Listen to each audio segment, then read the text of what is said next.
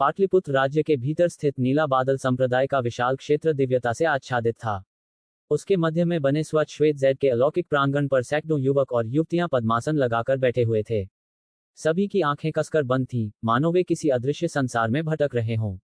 उनके चेहरों पर विभिन्न भाव उभर रहे थे। किसी के चेहरे पर प्रचंड क्रोध था, किसी के मुखमंडल पर भय की गहरी छाया, कोई अपार आनंद में डूबा प्रतीत हो रहा था, तो कोई निराशा की अथाह खाई में गिरा हुआ लग रहा था।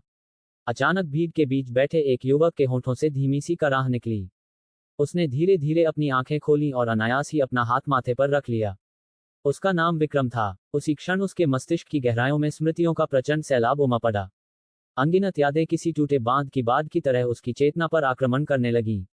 कुछ ही क्षणों में वह सब समझ गया। वह इस संसार का मूल निवासी नहीं था। उसका पुनर्जन्म हुआ था। वह एक महान शियानश्या जगत में आ पहुंचा था, किंतु पिछले 18 वर्षों तक उसके पूर्वजन्म की स्मृतियां सुप्त अवस्था में रहीं।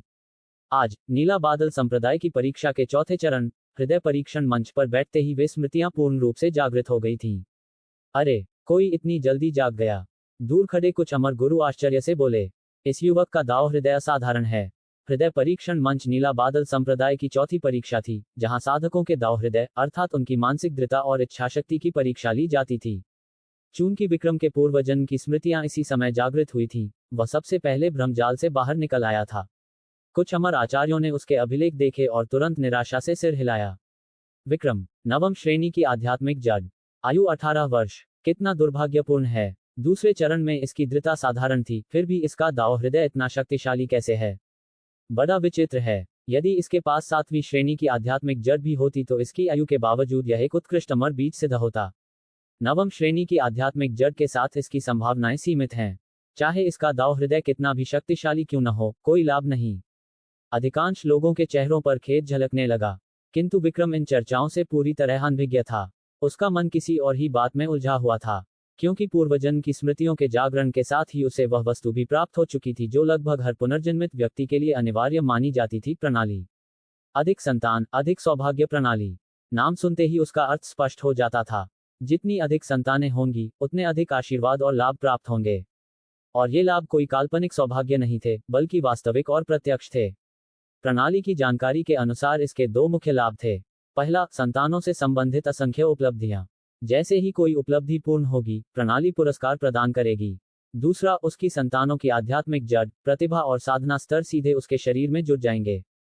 यहां तक कि उसके पोते पोतियों और आगे की पीढ़ियों की प्रतिभा और साधना भी उसे प्राप्त होगी। हालांकि प्रत्येक पीढ़ी के साथ यह प्रभाव 50% कम होता जाएगा। विक्रम की आंखें चमक उठीं। तो इसका अर्थ यह हुआ कि यदि मेरे बच्चे और उनके वंशज प्रतिभाशाली हुए, तो मेरी आध्यात्मिक जड़ भी लगातार उन्नत होती जाएगी। क्या ये किसी संतान पालन खेल जैसा नहीं है? बच्चे पैदा करो, उपलब्धियां खोलो और पुरस्कार प्राप्त करो। लेकिन यदि ऐसा है तो मैं आसानी से अमरत्व प्राप्त कर सकता हूं। उसके भीतर उत्साह की लहरें उठने लगीं। इस संसार में अमरत्व की साधना करने के लिए सबसे पहली आवश्यकता आध्यात्मिक जड़ थी। आध्यात्मिक जड़ों को 9 श्रेणियों में विभाजित किया गया था। नवम से सप्तम श्रेणी तक निम्न स्तर की जड़ें मानी जाती थीं। षष्ठम से चतुर्थ श्रेणी तक मध्यम स्तर की, तृतीय से प्रथम श्रेणी तक उच्च स्तर की, और प्रथम श्रेणी से ऊपर पृथ्वी आध्यात्मिक जड़, स्वर्गीय आध्यात्मिक जड़ तथा विभिन्न दुर्लभ परिवर्तित आध्यात्मिक जड़ें होती थीं। पहली परीक्षा के दौरान विक्रम को ज्ञात हुआ था कि उसके पास केवल नवम श्रेणी की आध्यात्मिक जड़ थी, जो लगभग सबसे निकृष्ट श्रेणी मानी जाती थी। ऐसी जड़ के साथ अमरत्व की साधना अत्यंत कठिन थी और भविष्य की उपलब्धियां भी सीमित रहती थीं। लेकिन अब परिस्थिति बदल चुकी थी। अधिक संतान, अधिक सौभाग्य प्रणाली ने उसके सामने एक नया मार्ग खोल दिया था। यदि वह पर्याप्त संतानें उत्पन्न करे, उन्हें श्रेष्ठ रूप से शिक्षित और विकसित करे तथा एक विशाल परिवार का निर्माण करे, तो उसकी साधना की गति कल्पना से भी अधिक तेज हो सकती थी। उसी समय चारों ओर से चीखें और शोर सुनाई देने लगे। पिताजी, माताजी, नहीं, तो वह सब भ्रम था। हा, मैं सफल हो गया, मैं अमर बन गया। नहीं, ये झूठ है, तुम मुझे धोखा नहीं दे सकते। हृदय परीक्षण मंच पर बैठे अन्य युवक युवतियां भी धीरे धीरे जागने लगे थे। ऐसा प्रतीत हो रहा था मानो वे किसी भयानक स्वप्न से बाहर आए हों। विक्रम के समीप बैठे कुछ परिचित लोग उसे देखकर आश्चर्यचकित हो उठे। विक्रम, तुम कब जाग गए?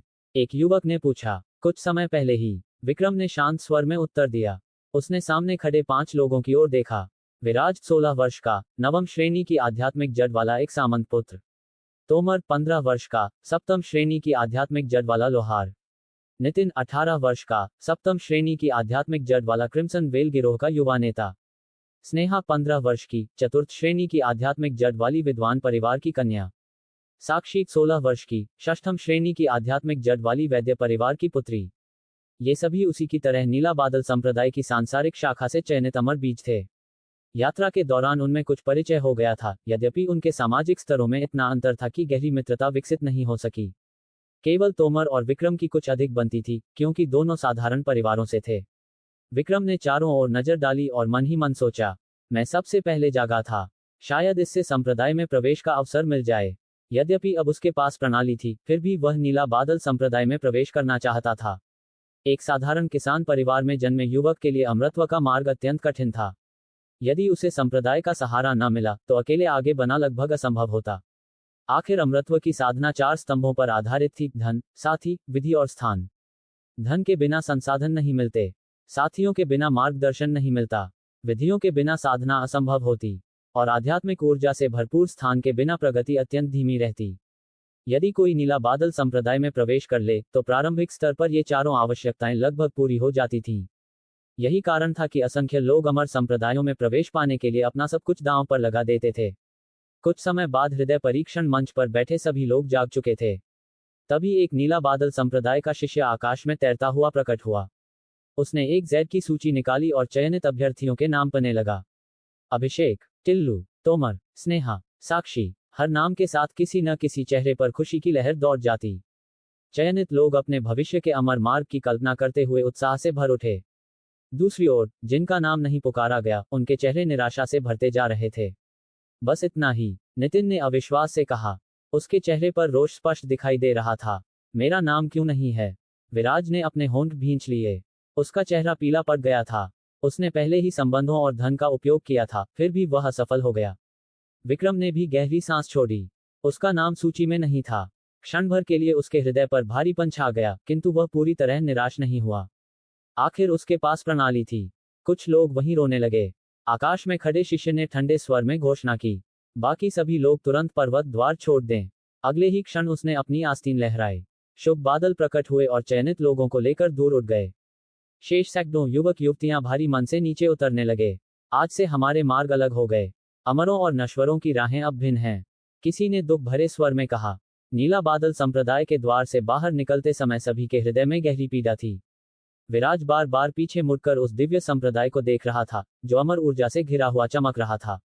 वह पहले स्नेहा को प्रभावित करने की कोशिश कर रहा था, पर अब स्नेहा चतुर्थ श्रेणी की आध्यात्मिक जड़ के कारण सफलतापूर्वक संप्रदाय में प्रवेश कर चुकी थी, जबकि वह स्वयं असफल हो गया था। दोनों के बीच की दूरी अब आकाश और पृथ्वी जितनी विशाल हो चुकी थी।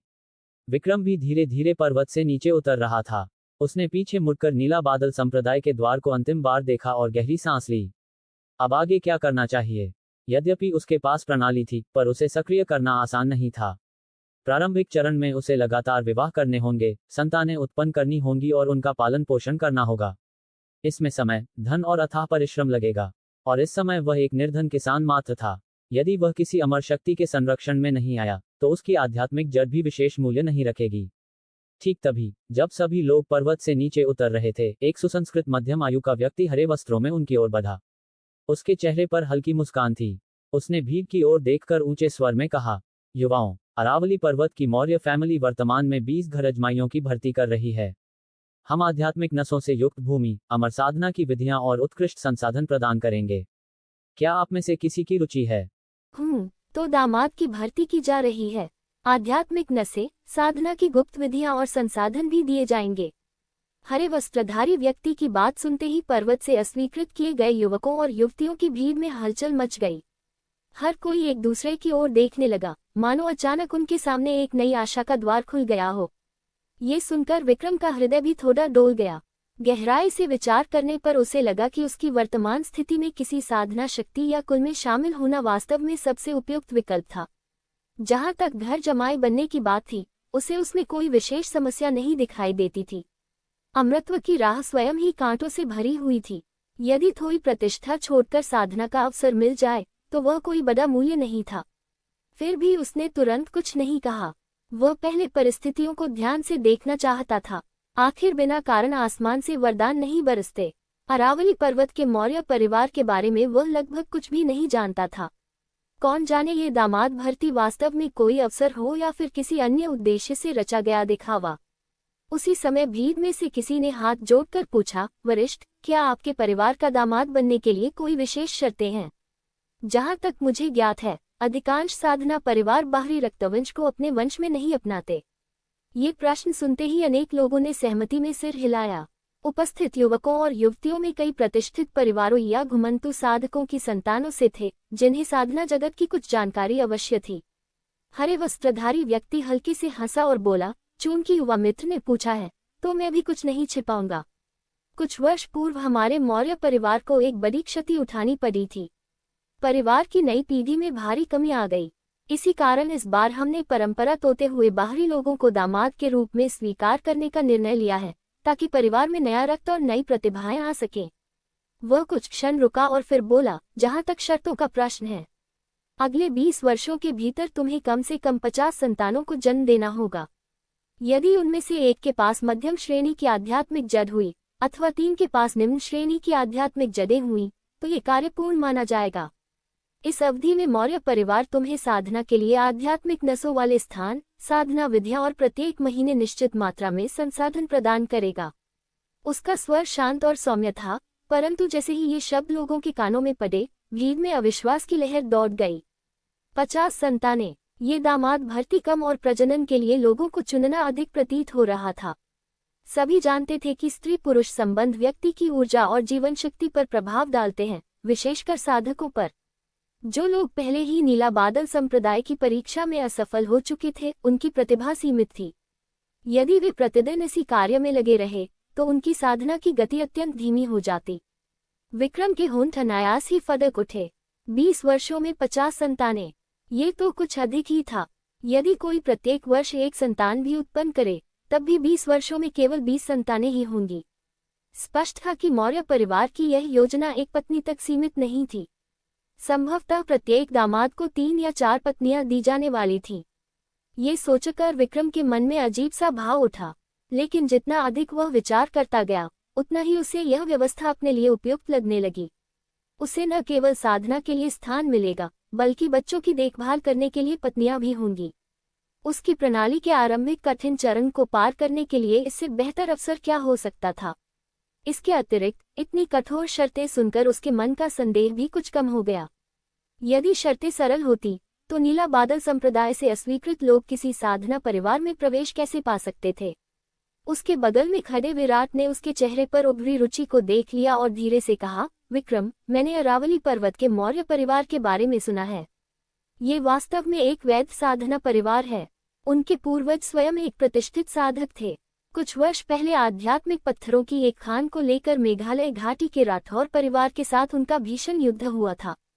उस युद्ध में परिवार के अनेक युवा मारे गए, जिससे उनकी नई पीढ़ी लगभग समाप्त हो गई। यदि तुम्हारे पास कोई अन्य विकल्प नहीं है, तो यह वास्तव में अच्छा अवसर हो सकता है। विराट की आवाज में अब पहले जैसी अहंकारपूर्ण कठोरता नहीं थी।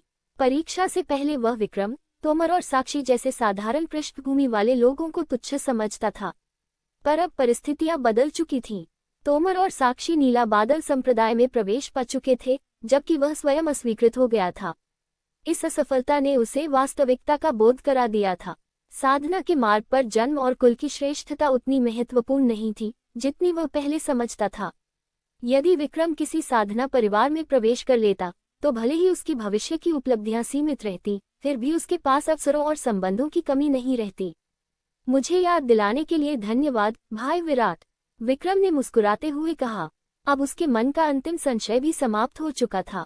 उसे दृढ़ विश्वास हो गया कि इस समय मौर्य परिवार का दामाद बनना उसके लिए सर्वोत्तम निर्णय था। आखिर उसके पास प्रणाली थी। जब प्रारंभिक कठिन चरण पार हो जाएगा, तब वह आकाश में उड़ते पक्षी की भांति स्वतंत्र और शक्तिशाली बन जाएगा। ये सोचते ही वह आगे बढ़ा और पंजीकरण के लिए खड़ा हो गया।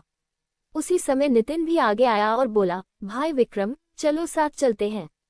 विक्रम ने आश्चर्य से उसकी ओर देखा। विराट भी चौंक गया। भाई नितिन, क्या तुम भी मौर्य परिवार में शामिल होने जा रहे हो? विक्रम जैसे किसान पुत्र के लिए यह निर्णय समझा जा सकता था, लेकिन नितिन तो प्रभावशाली क्रिम्सन वेल गैंग के युवा उत्तराधिकारी थे। उसकी परिस्थितियां साधारण लोगों से कहीं बेहतर थीं। ऐसे व्यक्ति का स्वेच्छा से घर जमाई बनना वास्तव में अप्रत्याशित था। नितिन ने गहरी सांस ली और गंभीर स्वर में कहा, मानव जीवन 100 वर्षों का एक क्षणभंगुर स्वप्न है। यदि अमृतत्व का अवसर सामने आए और हम उसे छोड़ दें, तो जीवन भर पछताना पड़ेगा। वह अपने हालात भली भांति समझता था। यद्यपि क्रिम्सन वेल गैंग शक्तिशाली था, पर उसके पिता अकेले निर्णय नहीं लेते थे। गैंग उसके साधना पथ को पर्याप्त संसाधन नहीं दे सकता था। यदि वह वापस लौटता, तो संभवतः अपने पिता का स्थान लेकर एक साधारण नश्वर जीवन बिताता। लेकिन अब जबकि उसे ज्ञात हो चुका था कि उसके पास आध्यात्मिक जड़ है और वह साधना कर सकता है, वह वापस लौटने को तैयार नहीं था। उसने स्वयं अपने पिता जैसे प्रभावशाली व्यक्ति को एक साधक के सामने झुकते और दंडवत करते देखा था। साधकों के सामने चाहे किसी की सामाजिक प्रतिष्ठा हो या युद्ध कौशल, सब चींटियों के समान थे। इसलिए चाहे मार्ग कितना भी कठिन क्यों न हो, जब तक अवसर की एक किरण भी मौजूद थी, वह उसे पकड़ना चाहता था। कम से कम भविष्य में उसे यह पछतावा नहीं होगा कि उसने प्रयास ही नहीं किया। विराट ने उसकी बात सुनकर सिर हिलाया। तो मैं तुम्हें और विक्रम को अमृतत्व की राह पर सफलता की शुभकामनाएं देता हूँ। यदि भविष्य में किसी सहायता की आवश्यकता हो, तो मेरे परिवार को पत्र भेज देना। उसने आगे कुछ नहीं कहा। एक कुलीन परिवार के उत्तराधिकारी होने के कारण उसके पास पर्याप्त धन संपत्ति थी।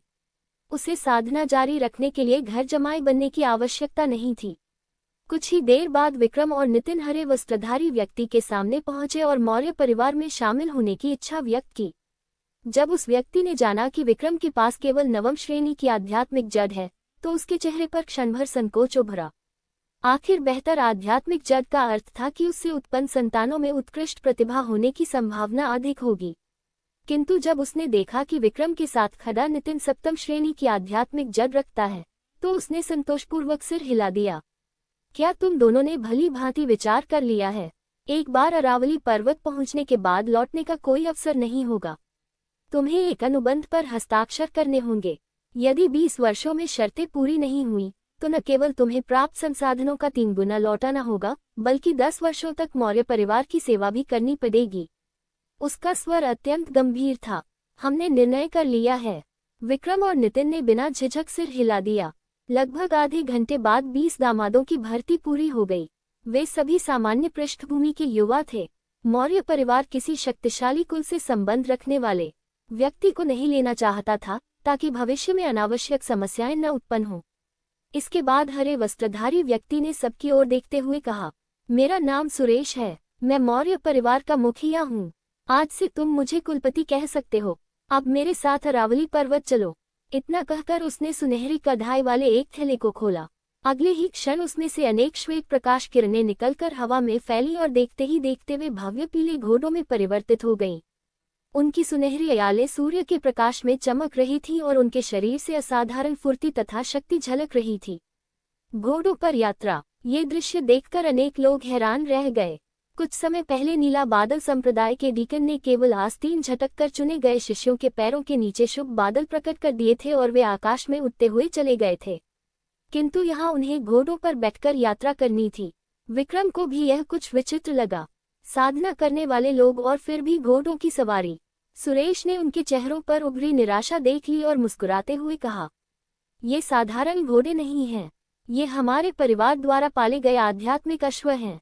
ये प्रतिदिन हजारों ली की दूरी तय कर सकते हैं। भले ही तुम्हें घुड़सवारी न आती हो, कोई समस्या नहीं होगी। वास्तव में उसके पास कोई अन्य विकल्प भी नहीं था। मौर्य परिवार केवल एक छोटा साधना कुल था। यद्यपि उनके पास एक उड़ने वाली जादुई नौक थी, पर उसे सामान्य परिस्थितियों में उपयोग नहीं किया जाता था। जहां तक इतने लोगों को उड़ाकर ले जाने की बात थी, वह तो और भी असंभव थी। स्वयं सुरेश केवल ची शोधन के 8वें स्तर पर था।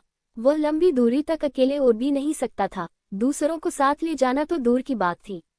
इतने लोगों के लिए घोड़ों की सवारी ही सबसे सुविधाजनक और तेज साधन था। इस प्रकार विक्रम और अन्य सभी युवा उन आध्यात्मिक अश्वों पर सवार हो गए और सुरेश के पीछे पीछे चल पड़े। नीला बादल संप्रदाय के पर्वत की तलहटी में मौर्य परिवार के 5 अन्य साधक पहले से प्रतीक्षा कर रहे थे। वे पूरे दल के साथ यात्रा करने वाले थे, ताकि मार्ग में किसी भी प्रकार की दुर्घटना या खतरे से बचा जा सके। रात का अंधकार धीरे धीरे धरती पर उतर आया। आकाश में असंख्य तारों की चादर फैल चुकी थी और दूर दूर तक फैले जंगल में केवल झींगुरों की आवाजें गूंज रही थी। सुरेश और उसका दल उस रात खुले मैदान में विश्राम के लिए रुक गया। सच कहे तो ये आध्यात्मिक अश्व साधारण घोड़ों से बिल्कुल अलग थे। विक्रम को घुड़सवारी का कोई अनुभव नहीं था, लेकिन पूरे दिन की लंबी यात्रा के बाद भी उसके शरीर में अधिक थकान महसूस नहीं हुई। यदि यह कोई सामान्य घोड़ा होता तो शायद उसकी कमर कब की जवाब दे चुकी होती। उसी समय एक युवक ने सुरेश की ओर देखते हुए पूछा, कुलपति महोदय, अरावली पर्वत तक पहुंचने में अभी कितना समय लगेगा? सुरेश ने शांत स्वर में उत्तर दिया, ये आध्यात्मिक अश्व प्रतिदिन हजारों ली की दूरी तय कर सकते हैं। इसी गति से चले तो हमें अरावली पर्वत पहुंचने में केवल आधे महीने से थोड़ा अधिक समय लगेगा। क्या कहा? आधा महीना? ये सुनते ही सभी युवाओं के चेहरे बदल गए। विक्रम भी कुछ क्षणों के लिए स्तब्ध रह गया। इतनी तेज गति से यात्रा करने के बाद भी आधा महीना, तो आखिर अरावली पर्वत कितना दूर होगा? लेकिन सुरेश मानो उनके चेहरों पर उभरे निराश भावों को देख ही नहीं पाया। उसने अपने वस्त्रों से एक चीनी मिट्टी की छोटी शीशी निकाली और कहा, आधा महीना सुनने में लंबा लगता है, पर बीतते देर नहीं लगेगी। इनमें उपवास गोलियां हैं। एक गोली खाने के बाद तुम्हें पूरे 1 महीने तक भूख महसूस नहीं होगी। इतना कहकर उसने प्रत्येक व्यक्ति को एक एक भूरी रंग की छोटी गोली दे दी। विक्रम ने अपनी हथेली में रखी सोयाबीन के दाने जितनी बड़ी गोली को देखा। उसने अधिक विचार नहीं किया और तुरंत उसे निगल लिया। आखिर अब वह साधना जगत की राह पर निकल चुका था। इस समय यदि सामने विष भी रखा जाए तो उसे पीना ही पड़ेगा। इसके अतिरिक्त मौर्य परिवार के पास उसे नुकसान पहुंचाने का कोई कारण भी नहीं था। गोली निगलने के कुछ ही क्षण बाद उसे महसूस हुआ कि उसके पेट में फैली भूख की भावना धीरे धीरे गायब हो रही है, मानो शरीर को भोजन की आवश्यकता ही न रही हो। विश्राम के दौरान कुछ युवाओं ने पालथी मारकर साधना आरंभ कर दी। स्पष्ट था कि उनके पास पहले से साधना की विधियां थीं। दूसरी ओर नितिन अकेले ही दूर जाकर अपने युद्ध कौशल का अभ्यास करने लगा। पिछले कुछ दिनों की बातचीत में विक्रम जान चुका था कि क्रिम्सन वेल गैंग का युवा उत्तराधिकारी नितिन असाधारण प्रतिभा वाला योद्धा था।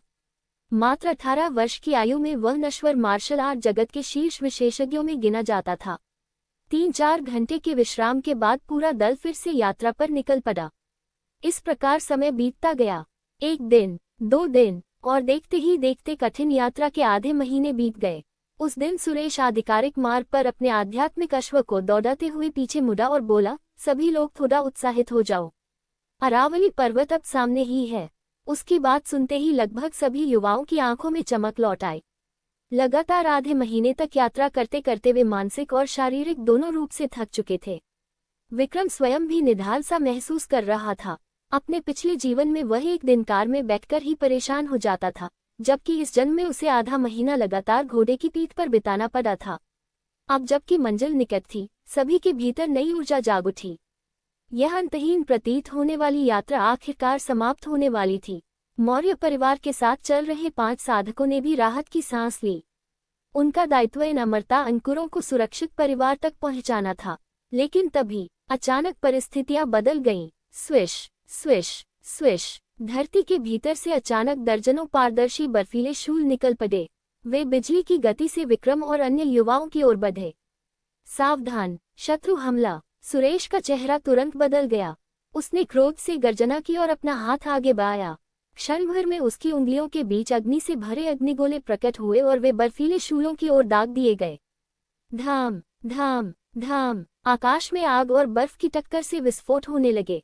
अमरता अंकुरों की रक्षा करो! अन्य 5 मौर्य साधकों ने भी तुरंत अपनी तकनीकें प्रयोग की।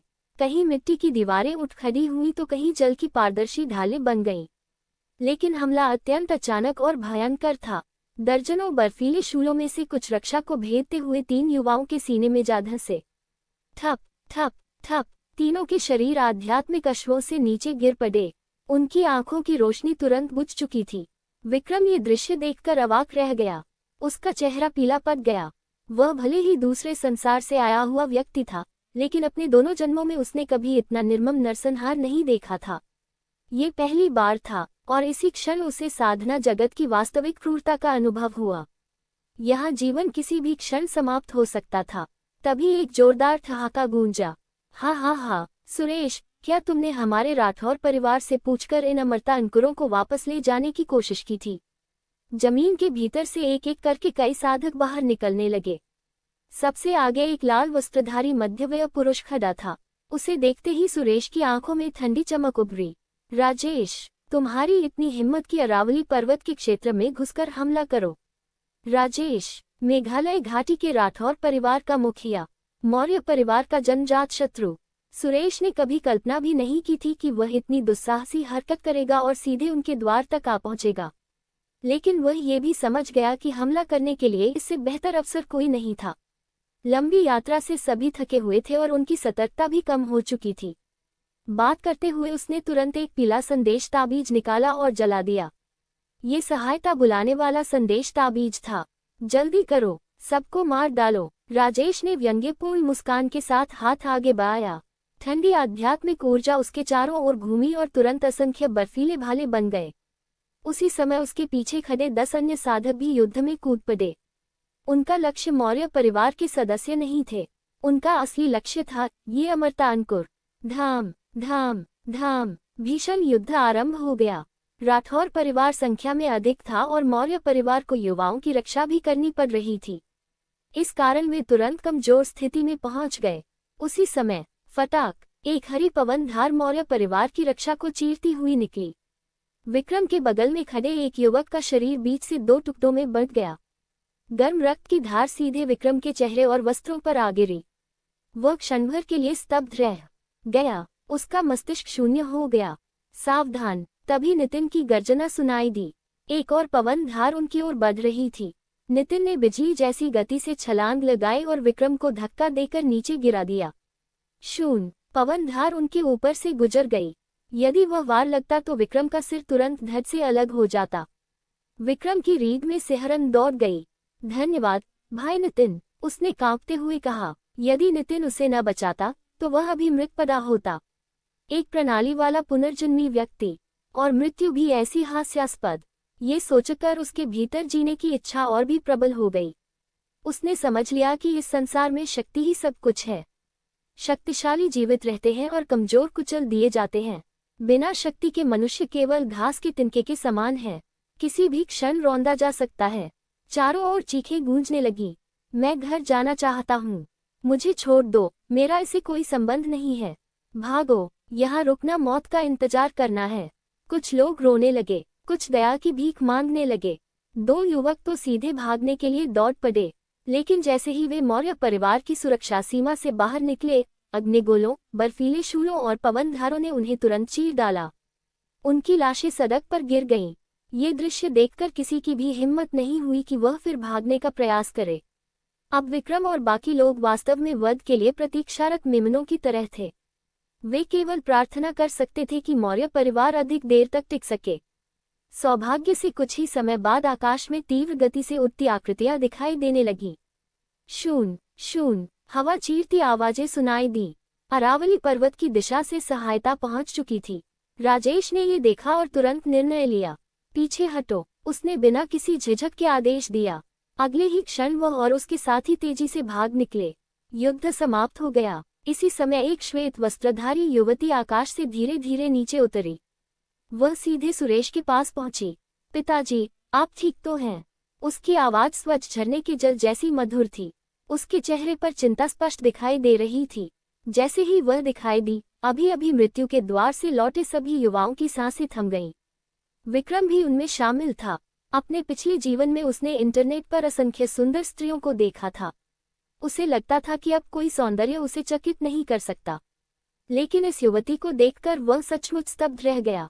उसकी आंखें शरद ऋतु के निर्मल जल जैसी थीं, नाक ऊंची और सुडौल थी, गुलाबी होंठ किसी खिले हुए कमल की पंखुड़ियों जैसे प्रतीत होते थे।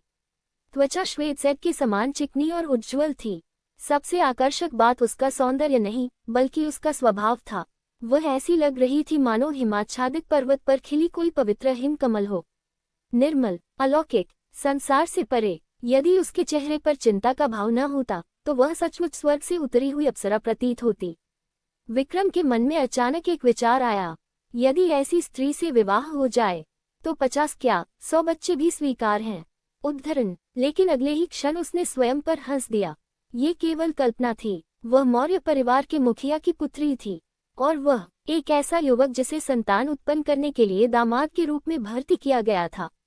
दोनों के बीच का अंतर आकाश और धरती जैसा था। सीमा, मैं ठीक हूँ, बस आध्यात्मिक ऊर्जा कुछ अधिक खर्च हो गई है, सुरेश ने मुस्कुराकर कहा। सीमा, उस दिव्य सुंदर युवती का नाम सभी युवाओं के मन में अंकित हो गया। विक्रम ने भी उस नाम को अपने हृदय में गहराई से याद कर लिया। कुछ ही देर बाद मौर्य परिवार के अन्य सदस्य भी पहुंच गए। जब उन्होंने देखा कि सुरेश और बाकी लोग सुरक्षित हैं, तो राहत की सांस ली। यद्यपि 8 अमरता अंकुरों की मृत्यु दुर्भाग्यपूर्ण थी, फिर भी किसी ने अधिक दुख प्रकट नहीं किया। आखिर उन युवाओं पर अभी तक परिवार ने कोई विशेष संसाधन खर्च नहीं किया था। इसके बाद पूरा दल बिना किसी और दुर्घटना की सुरक्षित रूप से अरावली पर्वत पहुंच गया। रात्रि विश्राम के बाद जब अगली सुबह आरंभ हुई, तब विक्रम और अन्य अमृतवर अंकुरों का दल अंततः अरावली पर्वतमाला के निकट पहुंच गया। अरावली पर्वत केवल एक अकेला पर्वत नहीं था, बल्कि अनगिनत शिखरों और घाटियों से बनी एक विशाल पर्वतमाला थी, जो चारों ओर से हरे भरे बांसों से ढकी हुई थी। उन बांसों की पत्तियां मानो पन्ने की भांति चमक रही थीं और सूर्य की किरणों के स्पर्श से उनमें से दिव्य आभा झलक रही थी।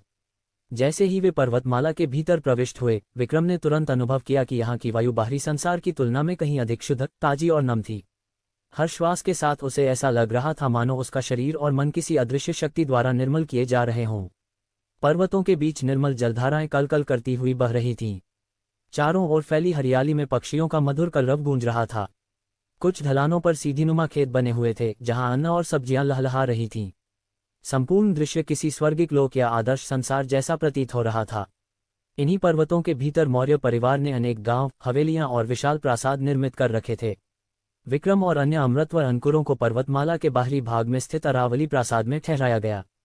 सुरेश ने सभी की ओर देखते हुए कहा, इस अरावली प्रासाद के नीचे प्रथम श्रेणी की आध्यात्मिक नस स्थित है। आज से तुम सब यहीं निवास करोगे और निश्चिंत होकर साधना करोगे। तुम लोग चिंता मत करो। जब तक तुम मौर्य परिवार के साथ किए गए समझौते का पालन करोगे, तब तक भविष्य में चाहे यहाँ रहना चाहो या परिवार छोड़ना चाहो, तुम्हें पूर्ण स्वतंत्रता होगी। फिर उन्होंने पीछे खड़े वृद्ध व्यक्ति की ओर देखकर कहा, अंकल अमरप्रीत, इन्हें व्यवस्थित कर दीजिए। कुछ आवश्यक निर्देश देने के बाद सुरेश वहां से चले गए। सफेद बालों वाले, थोड़े झुके हुए शरीर के उस वृद्ध ने आगे बका मुस्कुराते हुए कहा, मैं इस अरावली प्रासाद का प्रबंधक हूँ। तुम सब मुझे अंकल अमरप्रीत कह सकते हो। अब मेरे साथ चलो। अपना परिचय देने के बाद उन्होंने सबको साथ लेकर आवश्यक औपचारिकताएं पूरी करवाईं और साथ ही अरावली प्रासाद के विषय में जानकारी भी देते रहे। पूरा प्रासाद अत्यंत विशाल था। यहाँ केवल वे 12 अमृतवर अंकुर ही नहीं रहते थे, बल्कि मौर्य परिवार के अपने युवा साधक भी यही साधना करते थे। हालांकि उनमें से अधिकांश की प्रतिभा सामान्य थी। जिनके पास असाधारण आध्यात्मिक प्रतिभा होती, उन्हें अरावली पर्वतमाला के केंद्रीय क्षेत्र में रहने का अधिकार मिलता, जहां द्वितीय श्रेणी की आध्यात्मिक नस विद्यमान थी और आध्यात्मिक ऊर्जा कहीं अधिक सघन थी। रास्ते में विक्रम और अन्य लोगों की भेंट मौर्य परिवार के अनेक सदस्यों से हुई। वे लोग उत्सुकता से उनकी ओर देख रहे थे, किंतु उनकी आंखों में हल्का सा तिरस्कार और अहंकार भी स्पष्ट दिखाई दे रहा था। इस पर विक्रम बिल्कुल भी विचलित नहीं हुआ। सभ्य भाषा में कहा जाए तो वे सभी मौर्य परिवार के बाहरी सदस्य बनने वाले थे, और यदि स्पष्ट शब्दों में कहा जाए तो उन्हें यहाँ संतान उत्पन्न करने के लिए लाया गया था। फिर भी अपने अवलोकन से विक्रम ने यह अवश्य पाया कि मौर्य परिवार के स्त्री पुरुष सभी काफी आकर्षक और सुडौल व्यक्तित्व वाले थे। ये बात उसके मन को काफी संतोष देने वाली थी। आखिरकार भविष्य में उसे संतान उत्पन्न करनी थी, और कौन नहीं चाहेगा कि उसका जीवनसाथी सुंदर हो। विक्रम स्वयं स्वीकार करता था कि वह रूप रंग को लेकर थोड़ा अधिक सजग था। लगभग 1 घंटे बाद अंकल अमरप्रीत की व्यवस्था के अंतर्गत सभी ने विवाह अनुबंध पर हस्ताक्षर किए, अपनी पहचान पट्टिकाएं प्राप्त की, साधना की विधियां हासिल की और रहने के लिए स्थान आवंटित किए गए। विक्रम को जो निवास मिला वह लगभग 200 वर्ग मीटर क्षेत्रफल वाला स्वतंत्र आंगन था। उसके भीतर मंडप, ऊंची अट्टालिकाएं तथा दैनिक जीवन की सभी सुविधाएं उपलब्ध थीं। अपने कक्ष में स्थित विशाल पलंग पर बैठकर विक्रम ने साधना ग्रंथ को बाहर निकाला। उस ग्रंथ का नाम था मूल प्रत्यावर्तन साधना सूत्र। जैसे ही उसने ग्रंथ खोला, उसके सामने धूसर वस्त्र पहने एक वृद्ध का प्रकाशमय चित्र प्रकट हुआ। वह विभिन्न मुद्राएं प्रदर्शित करते हुए साधना की संपूर्ण प्रक्रिया का विस्तार से वर्णन करने लगा। विक्रम की आंखें आश्चर्य से फैल गईं। सचमुच यह अमर साधकों का ग्रंथ है। इसमें तो चित्र और ध्वनि दोनों मौजूद हैं। वह लंबे समय तक उस ग्रंथ को उलट पलट कर देखता रहा, परंतु ये समझ नहीं पाया कि ऐसी अद्भुत व्यवस्था किस सिद्धांत पर कार्य करती है। अंततः उसने चित्र में दिए गए निर्देशों का पालन करते हुए साधना आरंभ कर दी। काफी प्रयासों के बाद उसका मन धीरे धीरे शांत होने लगा। उसकी चेतना निर्मल हो गई और उसने अपने चारों ओर तैरती हुई हल्की रंग बिरंगी आध्यात्मिक ऊर्जा को महसूस करना शुरू कर दिया। उसे तुरंत समझ आ गया कि उसने आध्यात्मिक ऊर्जा का अनुभव करने का पहला चरण सफलतापूर्वक पूरा कर लिया है। इसके बाद उसने उस ऊर्जा को अपने शरीर में अवशोषित करने का प्रयास किया। उसके नियंत्रण में आध्यात्मिक ऊर्जा धीरे धीरे उसकी ओर एकत्रित होने लगी और त्वचा के असंख्य रोम छिद्रों से भीतर प्रवेश करने लगी। ये प्रक्रिया अत्यंत धीमी थी। ऊर्जा के शरीर में प्रवेश करने के बाद उसे मेरुदंड और नाड़ियों के माध्यम से पूरे शरीर में प्रवाहित होना पड़ता था, जिसके पश्चात उसका एक छोटा सा भाग दंतियन में स्थिर हो पाता था। ऊर्जा का ये प्रवाह शरीर के मांस, रक्त, नाड़ियों और अस्थियों का पोषण भी करता था तथा धीरे धीरे शरीर की अशुद्धियों को बाहर निकालकर उसकी मूल प्रकृति को परिष्कृत करता था। इस प्रकार पूरी रात बीत गई। अगली सुबह विक्रम ने अपने दंतियन के भीतर उपस्थित अत्यंत सूक्ष्म आध्यात्मिक ऊर्जा को महसूस किया और उसके चेहरे पर कड़वी मुस्कान उभर आई। क्या यही नवम श्रेणी की आध्यात्मिक जड़ का प्रभाव है?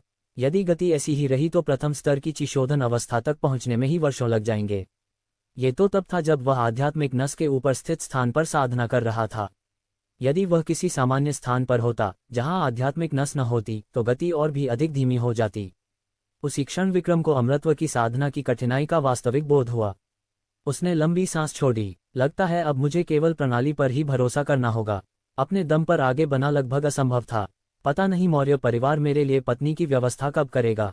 वह मन ही मन यही सोच रहा था कि अचानक टन टन टन आंगन में लगी घंटी बज उठी।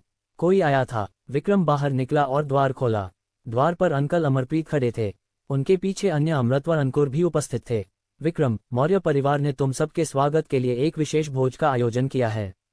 चलो मेरे साथ। स्वागत भोज। ये शब्द सुनते ही विक्रम के मन में एक अनुमान उभरा और उसने तुरंत सिर हिला दिया। कुछ देर बाद अंकल अमरप्रीत 12 अमृतवर अंकुरों को लेकर अरावली प्रासाद के एक विशाल और भव्य सभागार में पहुंचे। अंदर केवल 12 आसन लगे हुए थे। प्रत्येक आसन पर उत्कृष्ट मदिरा और स्वादिष्ट व्यंजन सजाए गए थे। सभी के बैठने के थोड़ी ही देर बाद सभागार का मुख्य द्वार खुला।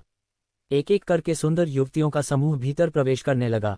उनमें से प्रत्येक का आकर्षण और व्यक्तित्व अलग था। उन्हें देखते ही विक्रम समझ गया कि उसका अनुमान बिल्कुल सही था। ये स्वागत भोज वास्तव में संतानोत्पत्ति के लिए जीवनसाथी चुनने का आयोजन था। लगभग 50 से 60 युवतियां सभागार में उपस्थित हुईं। यद्यपि उनमें सीमा जैसी अनुपम सुंदरता नहीं थी, फिर भी अधिकांश युवतियां अत्यंत आकर्षक थीं। कई तो विक्रम के पूर्वजन्म की प्रसिद्ध अभिनेत्रियों और मॉडल्स की बराबरी कर सकती थीं। स्पष्ट था कि उन्होंने इस अवसर के लिए विशेष रूप से स्वयं को सजाया था। कुछ छोटी और चंचल थीं, कुछ सौम्य और शालीन थीं, कुछ वीरांगनाओं जैसी तेजस्वी थीं, कुछ राजसी गरिमा से परिपूर्ण थीं, कुछ हिमशिला की भांति शीतल थीं, तो कुछ ऐसी थीं जिनकी मोहक मुस्कान और आकर्षक व्यक्तित्व किसी का भी हृदय विचलित कर सकता था। इतनी विविधता थी कि हर व्यक्ति को अपनी पसंद का साथी अवश्य मिल जाता। विक्रम ने सामने उपस्थित सुंदरियों की पंक्तियों को देखकर मन ही मन प्रशंसा की। मौर्य परिवार वास्तव में उदार है। तभी अंकल अमरप्रीत बोले, ये सभी अरावली मौर्य परिवार की उत्कृष्ट युवतियां हैं। ये केवल शिष्टाचार में ही निपुण नहीं हैं, बल्कि संगीत, शतरंज, सुलेख और चित्रकला में भी दक्ष हैं। आज ये सभी तुम्हारे स्वागत के लिए उपस्थित हैं। तुम में से प्रत्येक अपनी पसंद की युवती चुन सकता है। विवाह की व्यवस्था मैं स्वयं करूंगा। ये कहकर वे सभागार से बाहर चले गए। उनके जाते ही युवतियां स्वयं आगे बढ़कर युवकों के समीप आने लगीं। उनमें से अधिकांश साधकों की वंशज थीं और यहाँ अपनी इच्छा से आई थीं। वे भी ऐसे जीवनसाथी की तलाश में थीं जिससे आध्यात्मिक जड़ वाले बच्चे जन्म ले सकें और भविष्य में उनका भाग्य बदल सके। इसलिए इस आयोजन में पहल वास्तव में उन्हीं के हाथों में थी। विक्रम का जन्म एक साधारण किसान परिवार में हुआ था। उसका रूप रंग भी सामान्य था और उसके पास केवल नवम श्रेणी की आध्यात्मिक जड़ थी। इसी कारण केवल 3 युवतियां उसके पास आईं। लेकिन विक्रम को इससे कोई शिकायत नहीं थी। वह मुस्कुराया और सीधे उन तीनों को स्वीकार कर लिया। आखिर संतोष भी कोई चीज होती है, और सच कहें तो ये तीनों किसी भी दृष्टि से कम नहीं थीं।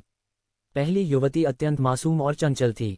दूसरी का चेहरा भोला था, किंतु उसकी आंखों में हल्का सा मोहक आकर्षण भी छिपा था। तीसरी का व्यक्तित्व अत्यंत कोमल, शालीन और कुलीन परिवार की कन्या जैसा था।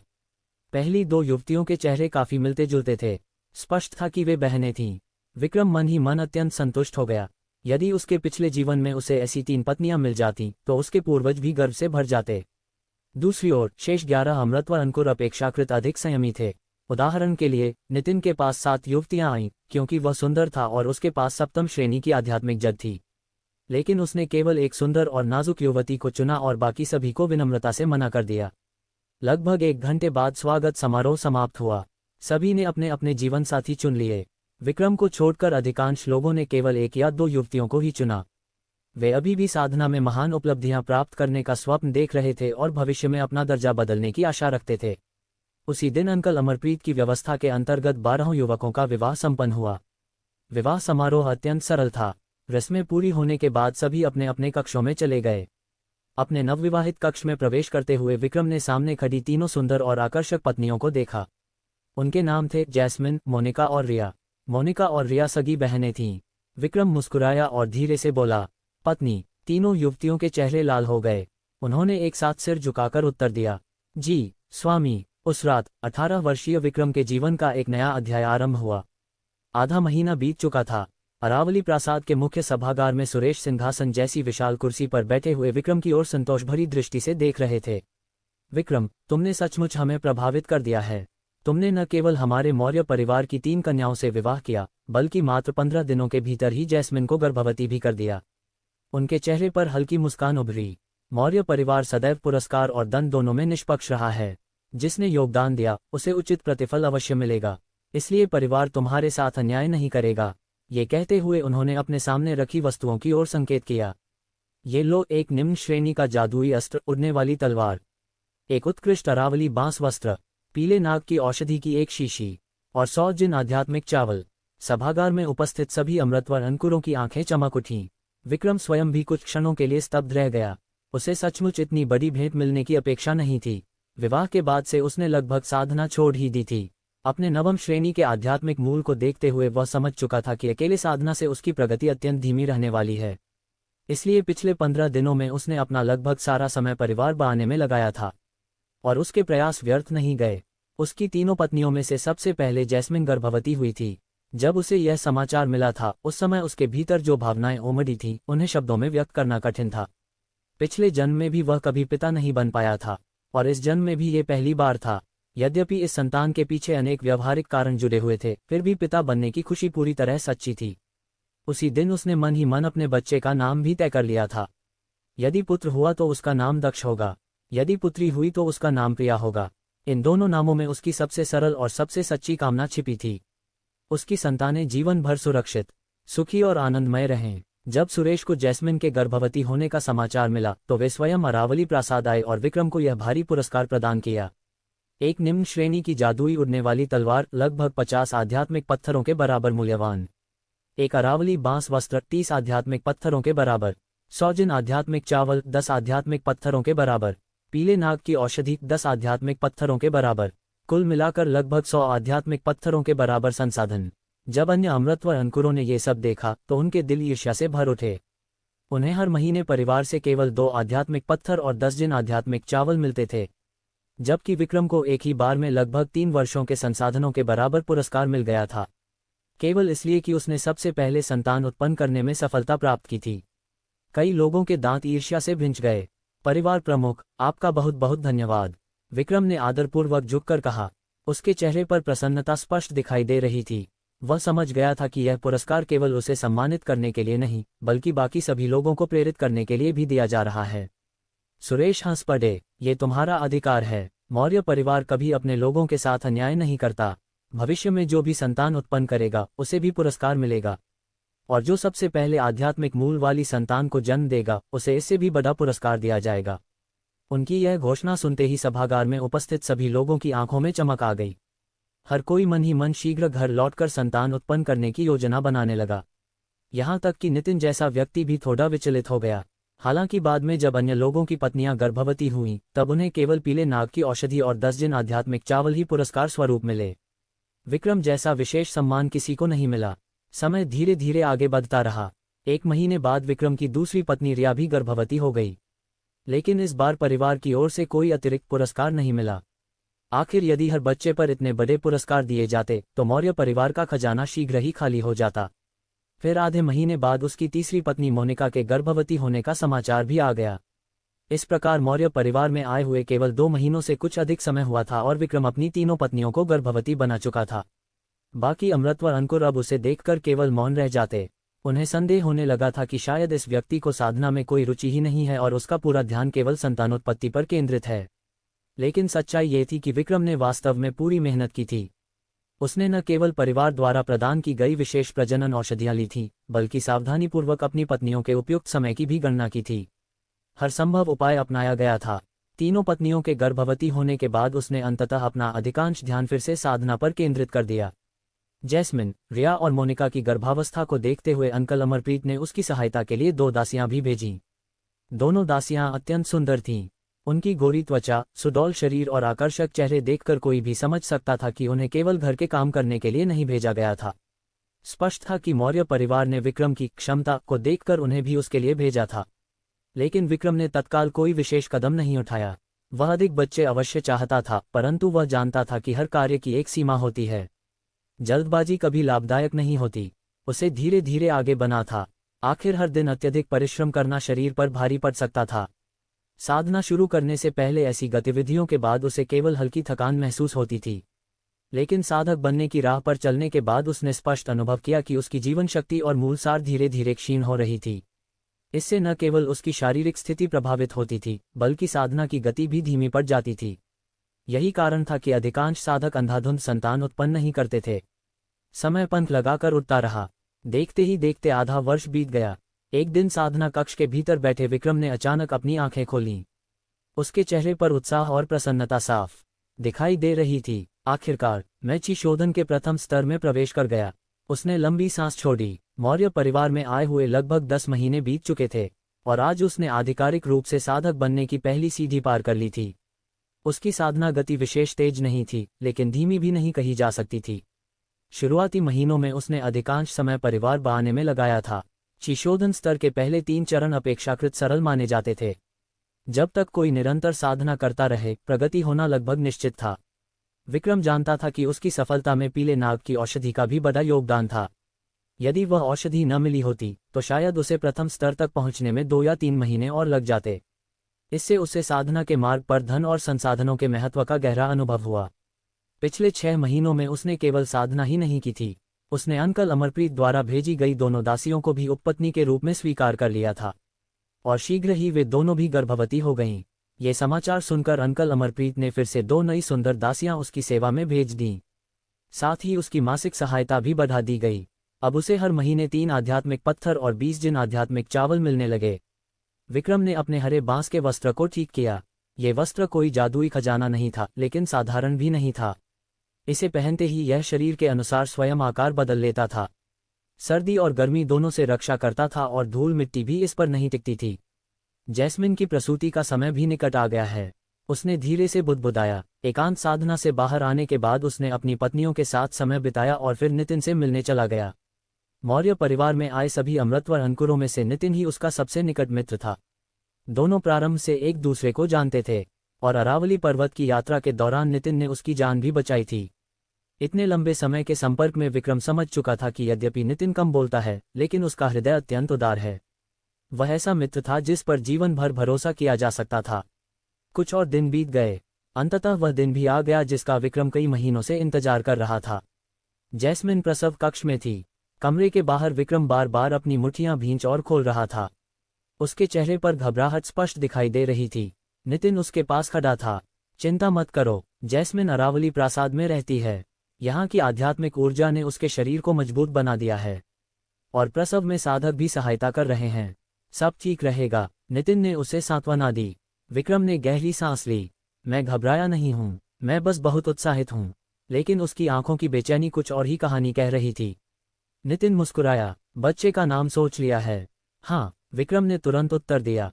यदि पुत्र हुआ तो उसका नाम दक्ष होगा और यदि पुत्री हुई तो उसका नाम प्रिया होगा। इतना कहकर वह फिर प्रसव कक्ष की ओर देखने लगा। अचानक वाह वाह, एक नवजात शिशु के रोने की मधुर आवाज कमरे के भीतर से सुनाई दी। विक्रम का पूरा शरीर एक क्षण के लिए सिहर उठा। उसी समय उसके मन में एक परिचित यांत्रिक ध्वनि भी गूंज उठी। बधाई हो, मेजबान की प्रथम संतान का जन्म हुआ है। आपको एक लॉटरी अवसर प्राप्त हुआ है।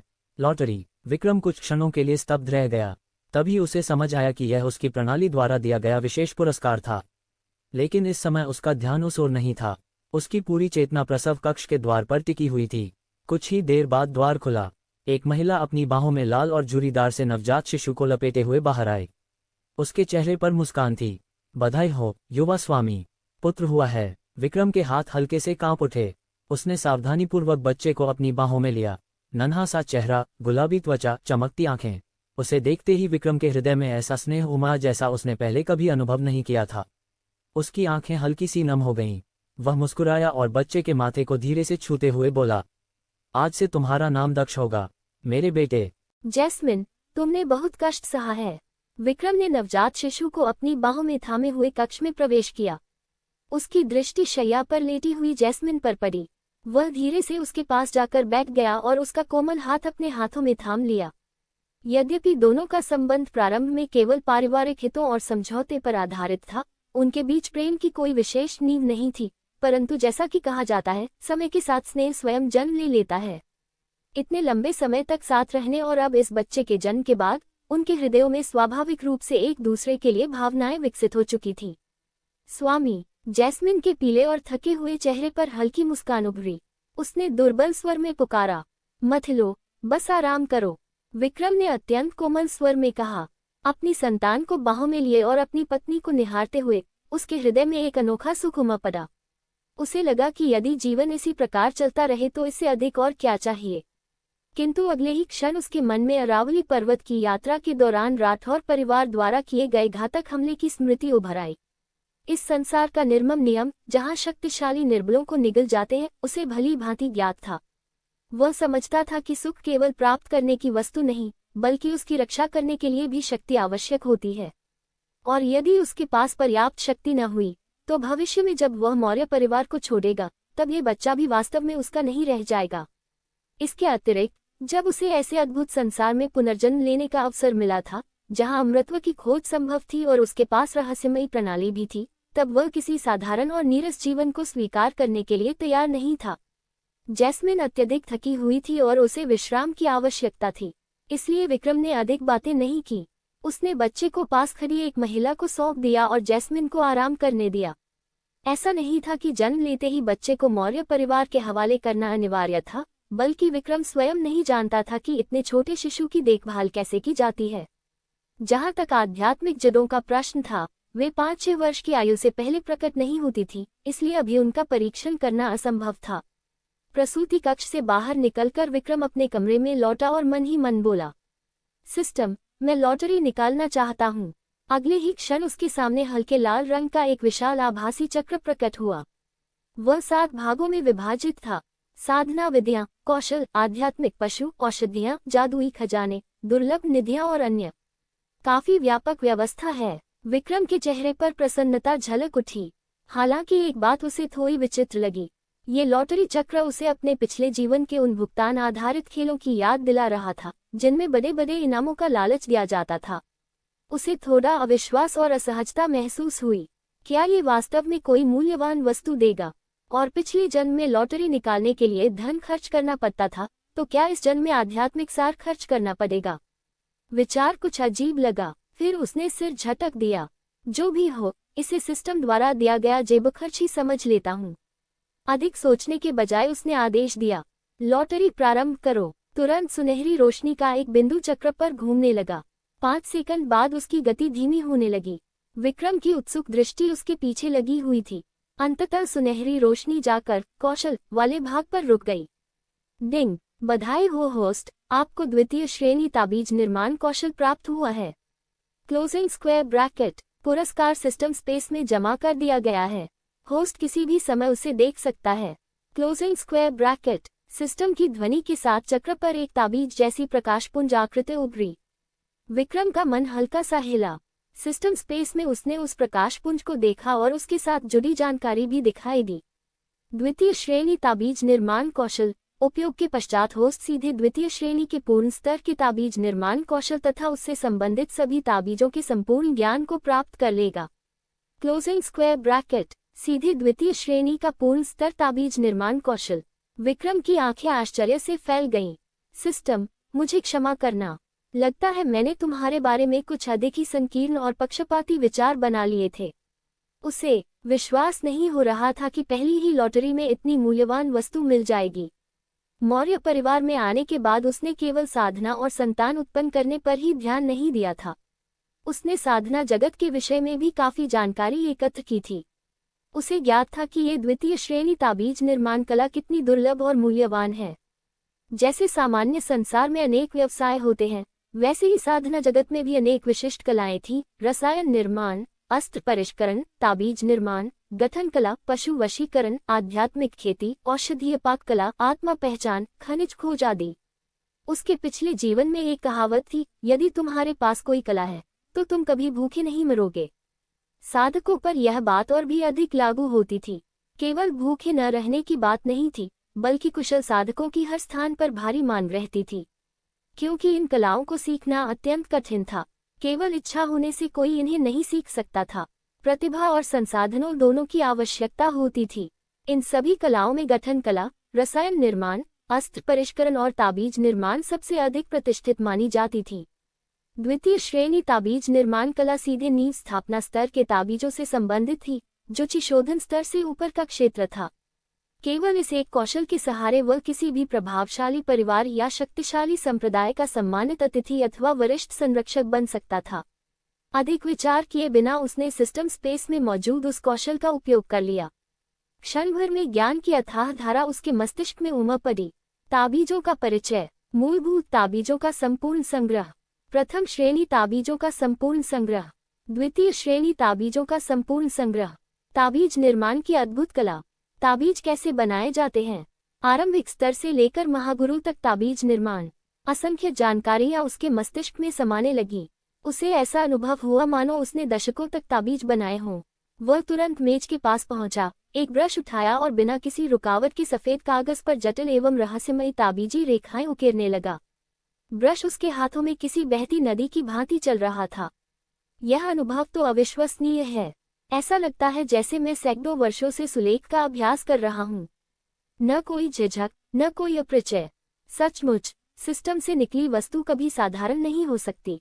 विक्रम ने कागज पर बने रहस्यमयी चिन्हों को देखा और उसके चेहरे पर प्रसन्नता की चमक फैल गई।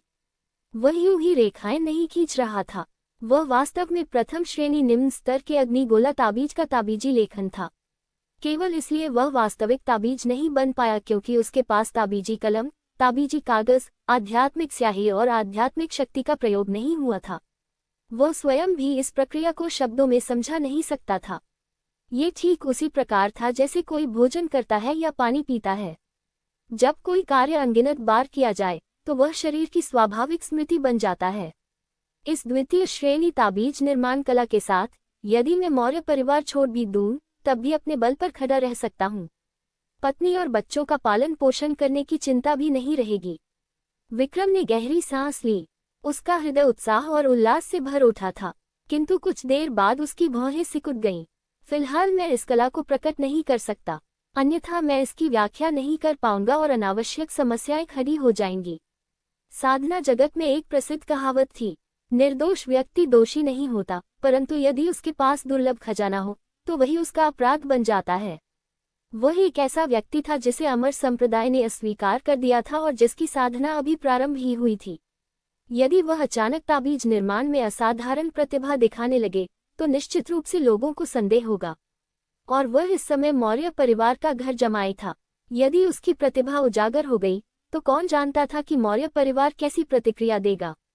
संभव था कि वह संतान उत्पन्न करने वाले व्यक्ति से बदलकर केवल ताबीज बनाने वाला उपकरण बनकर रह जाए। जल्दबाजी नहीं करनी चाहिए। पहले मैं कुछ ताबीजी सामग्री खरीदूंगा और अभ्यास करूंगा, फिर धीरे धीरे मौर्य परिवार के सामने अपनी प्रतिभा प्रदर्शित करूंगा। अंत में उचित समय आने पर प्रथम और द्वितीय श्रेणी ताबीज निर्माण कला को प्रकट करूंगा। इस प्रकार किसी को संदेह भी नहीं होगा। शायद मौर्य परिवार मेरी प्रतिभा के कारण मुझे और अधिक महत्व दे। गहरी सांस लेते हुए विक्रम ने मन ही मन अपनी योजना निश्चित कर ली। अब जबकि उसने सिस्टम की वास्तविक शक्ति देख ली थी और द्वितीय श्रेणी ताबीज निर्माण कला प्राप्त कर ली थी, उसके भीतर भविष्य के प्रति पहले से कहीं अधिक आत्मविश्वास उत्पन्न हो गया था। वह जानता था कि यदि वह सावधान रहे, अधिक संतानें उत्पन्न करे और अनावश्यक मुसीबतों से दूर रहे, तो भले ही वह अमर सम्राट या महान पूर्वज न बन पाए, फिर भी उसकी उपलब्धियां साधारण नहीं होंगी। अगली सुबह विक्रम जल्दी उठ गया। उसने सुरेश द्वारा उपहार में दी गई उड़ने वाली तलवार निकाली और अरावली मौर्य परिवार के हेवनली एंड एथीरियल पैविलियन की ओर प्रस्थान किया। ये स्थान एक विशाल व्यापारिक केंद्र की भांति कार्य करता था। यहाँ जादुई उपकरण, औषधियाँ, ताबीज, आध्यात्मिक चावल, आध्यात्मिक सब्जियाँ, दैत्य पशुओं का मांस तथा दैनिक उपयोग की वस्तुएं बेची जाती थी। विक्रम प्रायः अपनी मासिक आध्यात्मिक शिलाओं से यहीं से दैत्य मांस और आध्यात्मिक सब्जियां खरीदा करता था। यद्यपि औषधियां अत्यंत प्रभावशाली थीं, उनकी कीमत भी बहुत अधिक थी। उसके जैसे साधक के लिए आध्यात्मिक सब्जियां और दैत्य मांस अधिक लाभदायक थे। आज वह यहाँ ताबीज निर्माण के उपकरण खरीदने आया था, और जहाँ तक उड़ने वाली तलवार का प्रश्न था, उसके पास इस समय पर्याप्त धन नहीं था, इसलिए वह उसे बेचकर कुछ पूंजी जुटाना चाहता था। अंदर पहुंचकर उसने एक कुर्सी पर बैठे वृद्ध दुकानदार से पूछा, दुकानदार जी, क्या आपके यहाँ ताबीजी कलम, ताबीजी कागज और आध्यात्मिक स्याही मिलती है? वृद्ध के बाल पूरी तरह सफेद थे और वह स्वयं भी एक साधक था। उसने विक्रम की ओर देखा और पूछा, तुम्हें इन चीजों की आवश्यकता किस लिए है? विक्रम ने विनम्रता से उत्तर दिया, मैं ताबीज निर्माण सीखना चाहता हूँ, इसलिए कुछ सामग्री खरीदकर अभ्यास करने का विचार है। ताबीज निर्माण सीखना चाहते हो? वृद्ध हंस पड़ा, मानो उसने कोई मजेदार बात सुन ली हो। उसने विक्रम को ऊपर से नीचे तक देखा और कहा, क्या तुम्हें पता है कि ताबीज निर्माण सीखना कितना कठिन होता है?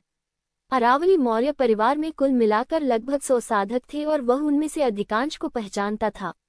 जहां तक विक्रम का प्रश्न था, घर जमाए होने और एक ही वर्ष में 5 महिलाओं को गर्भवती कर देने के कारण उसकी खासी प्रसिद्धि थी, इसलिए दुकानदार उसे अच्छी तरह जानता था। विक्रम ने असहाय मुस्कान के साथ सिर हिलाया, मुझे नहीं पता, लेकिन मेरी प्रतिभा साधारण है। यदि मैं केवल साधना करता रहूं तो प्रगति बहुत धीमी होगी, इसलिए सोचा कि कोई कला सीखने का प्रयास करूं। विचार तो अच्छा है, वृद्ध ने कहा, लेकिन मैं तुम्हें सलाह दूंगा कि अपना धन व्यर्थ मत गवाओ। एक नवशिक्षु के लिए प्रारंभ में सैकड़ों बार असफल होना सामान्य बात है। यदि प्रतिभा कमजोर हो तो कई 100 बार असफल होना भी कोई आश्चर्य नहीं। और भले ही तुम एक प्रकार का ताबीज बनाना सीख जाओ, किसी दूसरे ताबीज पर हाथ आजमाने पर फिर से असफलता की दर अत्यंत ऊंची रहती है। किसी शुरुआती व्यक्ति को योग्य ताबीज आचार्य बनने के लिए हजारों बार अभ्यास करना पड़ता है। जरा सोचो, उस सब में कितना खर्च आएगा? वृद्ध दुकानदार ने सद्भावना से उसे समझाया। आखिरकार उसने देखा था कि विक्रम मौर्य परिवार में अत्यंत परिश्रमी था और एक ही वर्ष में 5 पत्नियों को गर्भवती कर चुका था, इसलिए वह नहीं चाहता था कि यह युवक अपनी मेहनत की कमाई व्यर्थ गंवा दे। दुकानदार की बातें सुनकर विक्रम कुछ आश्चर्यचकित हो गया। यद्यपि उसने सिस्टम के माध्यम से द्वितीय श्रेणी की ताबीज निर्माण कला प्राप्त कर ली थी, फिर भी उसे ताबीज निर्माण की वास्तविक कठिनाई का स्पष्ट ज्ञान नहीं था। अब उसे समझ आया कि ताबीज बनाना उसकी कल्पना से कहीं अधिक कठिन था। एक साधारण नवशिक्षु को केवल प्रथम श्रेणी निम्न स्तर का ताबीज आचार्य बनने के लिए ही हजारों बार अभ्यास करना पड़ता था। प्रथम श्रेणी निम्न स्तर का ताबीज आचार्य वास्तव में प्रथम श्रेणी के ताबीज निर्माताओं की सबसे निचली श्रेणी थी। ताबीजों की गुणवत्ता के आधार पर प्रथम श्रेणी के ताबीज आचार्यों को 4 स्तरों में विभाजित किया जाता था: निम्न स्तर, मध्य स्तर, उच्च स्तर और शीर्ष स्तर। द्वितीय श्रेणी के ताबीज आचार्यों का वर्गीकरण भी इसी प्रकार होता था, और विक्रम द्वारा प्राप्त की गई कला सीधी द्वितीय श्रेणी शीर्ष स्तर की ताबीज निर्माण कला थी। यदि कोई साधारण साधक शून्य से शुरुआत करके अपनी ताबीज निर्माण कला को इस स्तर तक पहुंचाना चाहता, तो उसे कितना समय, परिश्रम और धन खर्च करना पड़ता, इसकी कल्पना करना भी कठिन था। संभव था कि कोई अपना पूरा जीवन लगा दे और फिर भी सफलता प्राप्त न कर सके। ये सोचकर विक्रम को अचानक महसूस हुआ कि सिस्टम द्वारा दिया गया ये पुरस्कार उसकी कल्पना से भी कहीं अधिक मूल्यवान था। उसने दृढ़ स्वर में कहा, दुकानदार जी, फिर भी मैं प्रयास करना चाहता हूँ। उसके लिए कठिनाई कोई समस्या नहीं थी, बल्कि जितनी कठिन ये कला थी, उतना ही अधिक उसका मूल्य था। दुकानदार मुस्कुराया, ठीक है, यदि तुम खरीदने पर अड़े हुए हो तो मैं तुम्हें रोकूंगा नहीं। आखिर युवा लोग दीवार से टकराए बिना कहाँ मानते हैं। उसने फिर वस्तुओं के मूल्य बताने शुरू किए। साधारण भेड़िए के बालों से बनी तुलिका, 20 आध्यात्मिक शिलाएं, लगभग 200 बार उपयोग की जा सकती है। प्रथम श्रेणी साधारण ताबीजी कागज, 1 आध्यात्मिक शिला प्रति गट्ठर, प्रत्येक गट्ठर में 10 पन्ने। प्रथम श्रेणी साधारण आध्यात्मिक स्याही, 1 आध्यात्मिक शिला प्रति डिब्बा, लगभग 50 बार उपयोग योग्य। विक्रम ने सिर हिलाया और अपनी उड़ने वाली तलवार निकालकर काउंटर पर रख दी। दुकानदार जी, कृपया इस उड़ने वाली तलवार का मूल्य आंक दीजिए। दुकानदार ने तलवार देखते ही भौहें उठाईं। क्या ये वही तलवार है जो परिवार प्रमुख सुरेश ने तुम्हें दी थी? उसके चेहरे पर आश्चर्य झलक उठा। उसे उम्मीद नहीं थी कि विक्रम ताबीज निर्माण सीखने के लिए अपनी उड़ने वाली तलवार बेचने तक को तैयार हो जाएगा। लेकिन फिर उसे याद आया कि विक्रम एक घर जमाए था। बिना तलवार बेचे उसके पास अधिक धन होने की संभावना नहीं थी। हाँ, यही है, विक्रम ने उत्तर दिया। दुकानदार ने तलवार को ध्यान से देखा और बोला, मैं तुम्हें नुकसान नहीं होने दूंगा। 50 आध्यात्मिक शिलाएं, स्वीकार है, विक्रम ने बिना झिझक उत्तर दिया। फिर उसने कहा, एक तूलिका, 10 कट्ठर ताबीजी कागज और 2 डिब्बे आध्यात्मिक स्याही दे दीजिए। दुकानदार ने सिर हिलाया। वह वास्तव में ईमानदार व्यक्ति था। यदि वह तलवार को कहीं और बेचता भी तो शायद कुछ ही अतिरिक्त आध्यात्मिक शिलाएं मिलती। जैस्मिन अभी अभी बच्चे को जन्म दे चुकी थी और मोनिका तथा रिया भी शीघ्र ही प्रसव करने वाली थी। ये सोचकर विक्रम ने कहा, इसके अलावा एक जिनसेंग, मुलेठी, अश्वगंधा, हवांची और गोजी बेरी भी दे दीजिए। ये सभी मौर्य परिवार द्वारा उगाई जाने वाली आध्यात्मिक औषधीय वनस्पतियां थीं, जो शरीर के सार को पोषित करने और जीवन शक्ति बढ़ाने में अत्यंत उपयोगी थी। दुकानदार ने तुरंत हिसाब लगाया। कुल 37 आध्यात्मिक शिलाएं हुई। ये लो, तुम्हारी 13 शिलाएं वापस। उसने तलवार रख ली, सामान निकालकर विक्रम को दिया और शेष आध्यात्मिक शिलाएं लौटा दी। धन्यवाद, दुकानदार जी। विक्रम ने विनम्रतापूर्वक धन्यवाद दिया और अपना सामान लेकर लौट आया। अपने अध्ययन कक्ष में पहुंचकर उसने तूलिका, ताबीजी कागज और आध्यात्मिक स्याही को बड़े करीने से मेज पर सजा दिया। उनके बगल में 2 पुस्तकें रखी थीं, ताबीजों का परिचय और मूलभूत ताबीजों का संपूर्ण मार्गदर्शक। यद्यपि सिस्टम ने उसे असंख्य ताबीजों का ज्ञान प्रदान किया था, फिर भी अभिनय तो पूरा करना पड़ता था। आखिर कोई व्यक्ति एक भी पुस्तक पढ़े बिना अचानक ताबीज आचार्य बन जाए, ये कुछ अधिक ही अविश्वसनीय लगता। इसलिए सावधानी के लिए उसने मौर्य परिवार के पुस्तकालय से एक आध्यात्मिक शिला देकर ये दोनों पुस्तकें किराए पर ली थीं। मेज के सामने बैठकर वह हिसाब लगाने लगा। 100 बार ताबीज बनाने की सामग्री पर लगभग 22 आध्यात्मिक शिलाएं खर्च होंगी। एक प्रथम श्रेणी निम्न स्तर का ताबीज 1 से 2 आध्यात्मिक शिलाओं में बिकता है। यदि सारी सामग्री सफल ताबीजों में बदल जाए तो कम से कम 5 गुना लाभ और अधिकतम लगभग 10 गुना लाभ होगा। और यदि सभी प्रथम श्रेणी मध्य स्तर के ताबीज बन जाएं, तो लाभ 20 गुना से भी अधिक हो सकता है।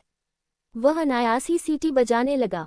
ताबीज निर्माण का लाभ सचमुच बहुत अधिक है, और मेरी द्वितीय श्रेणी शीर्ष स्तर ताबीज निर्माण कला के साथ इन सभी सामग्रियों को प्रथम श्रेणी मध्य स्तर के ताबीजों में बदलना तो बच्चों का खेल है। इसके बाद उसने कुशलता से आध्यात्मिक स्याही को पीसना और तैयार करना शुरू किया। विभिन्न स्तरों के ताबीजों के लिए अलग अलग स्तर की सामग्री आवश्यक होती थी। उसने जो तूलिका खरीदी थी, वह सबसे साधारण प्रकार की थी। वह प्रारंभिक ताबीजों तथा प्रथम श्रेणी निम्न और मध्य स्तर के ताबीजों के लिए उपयुक्त थी।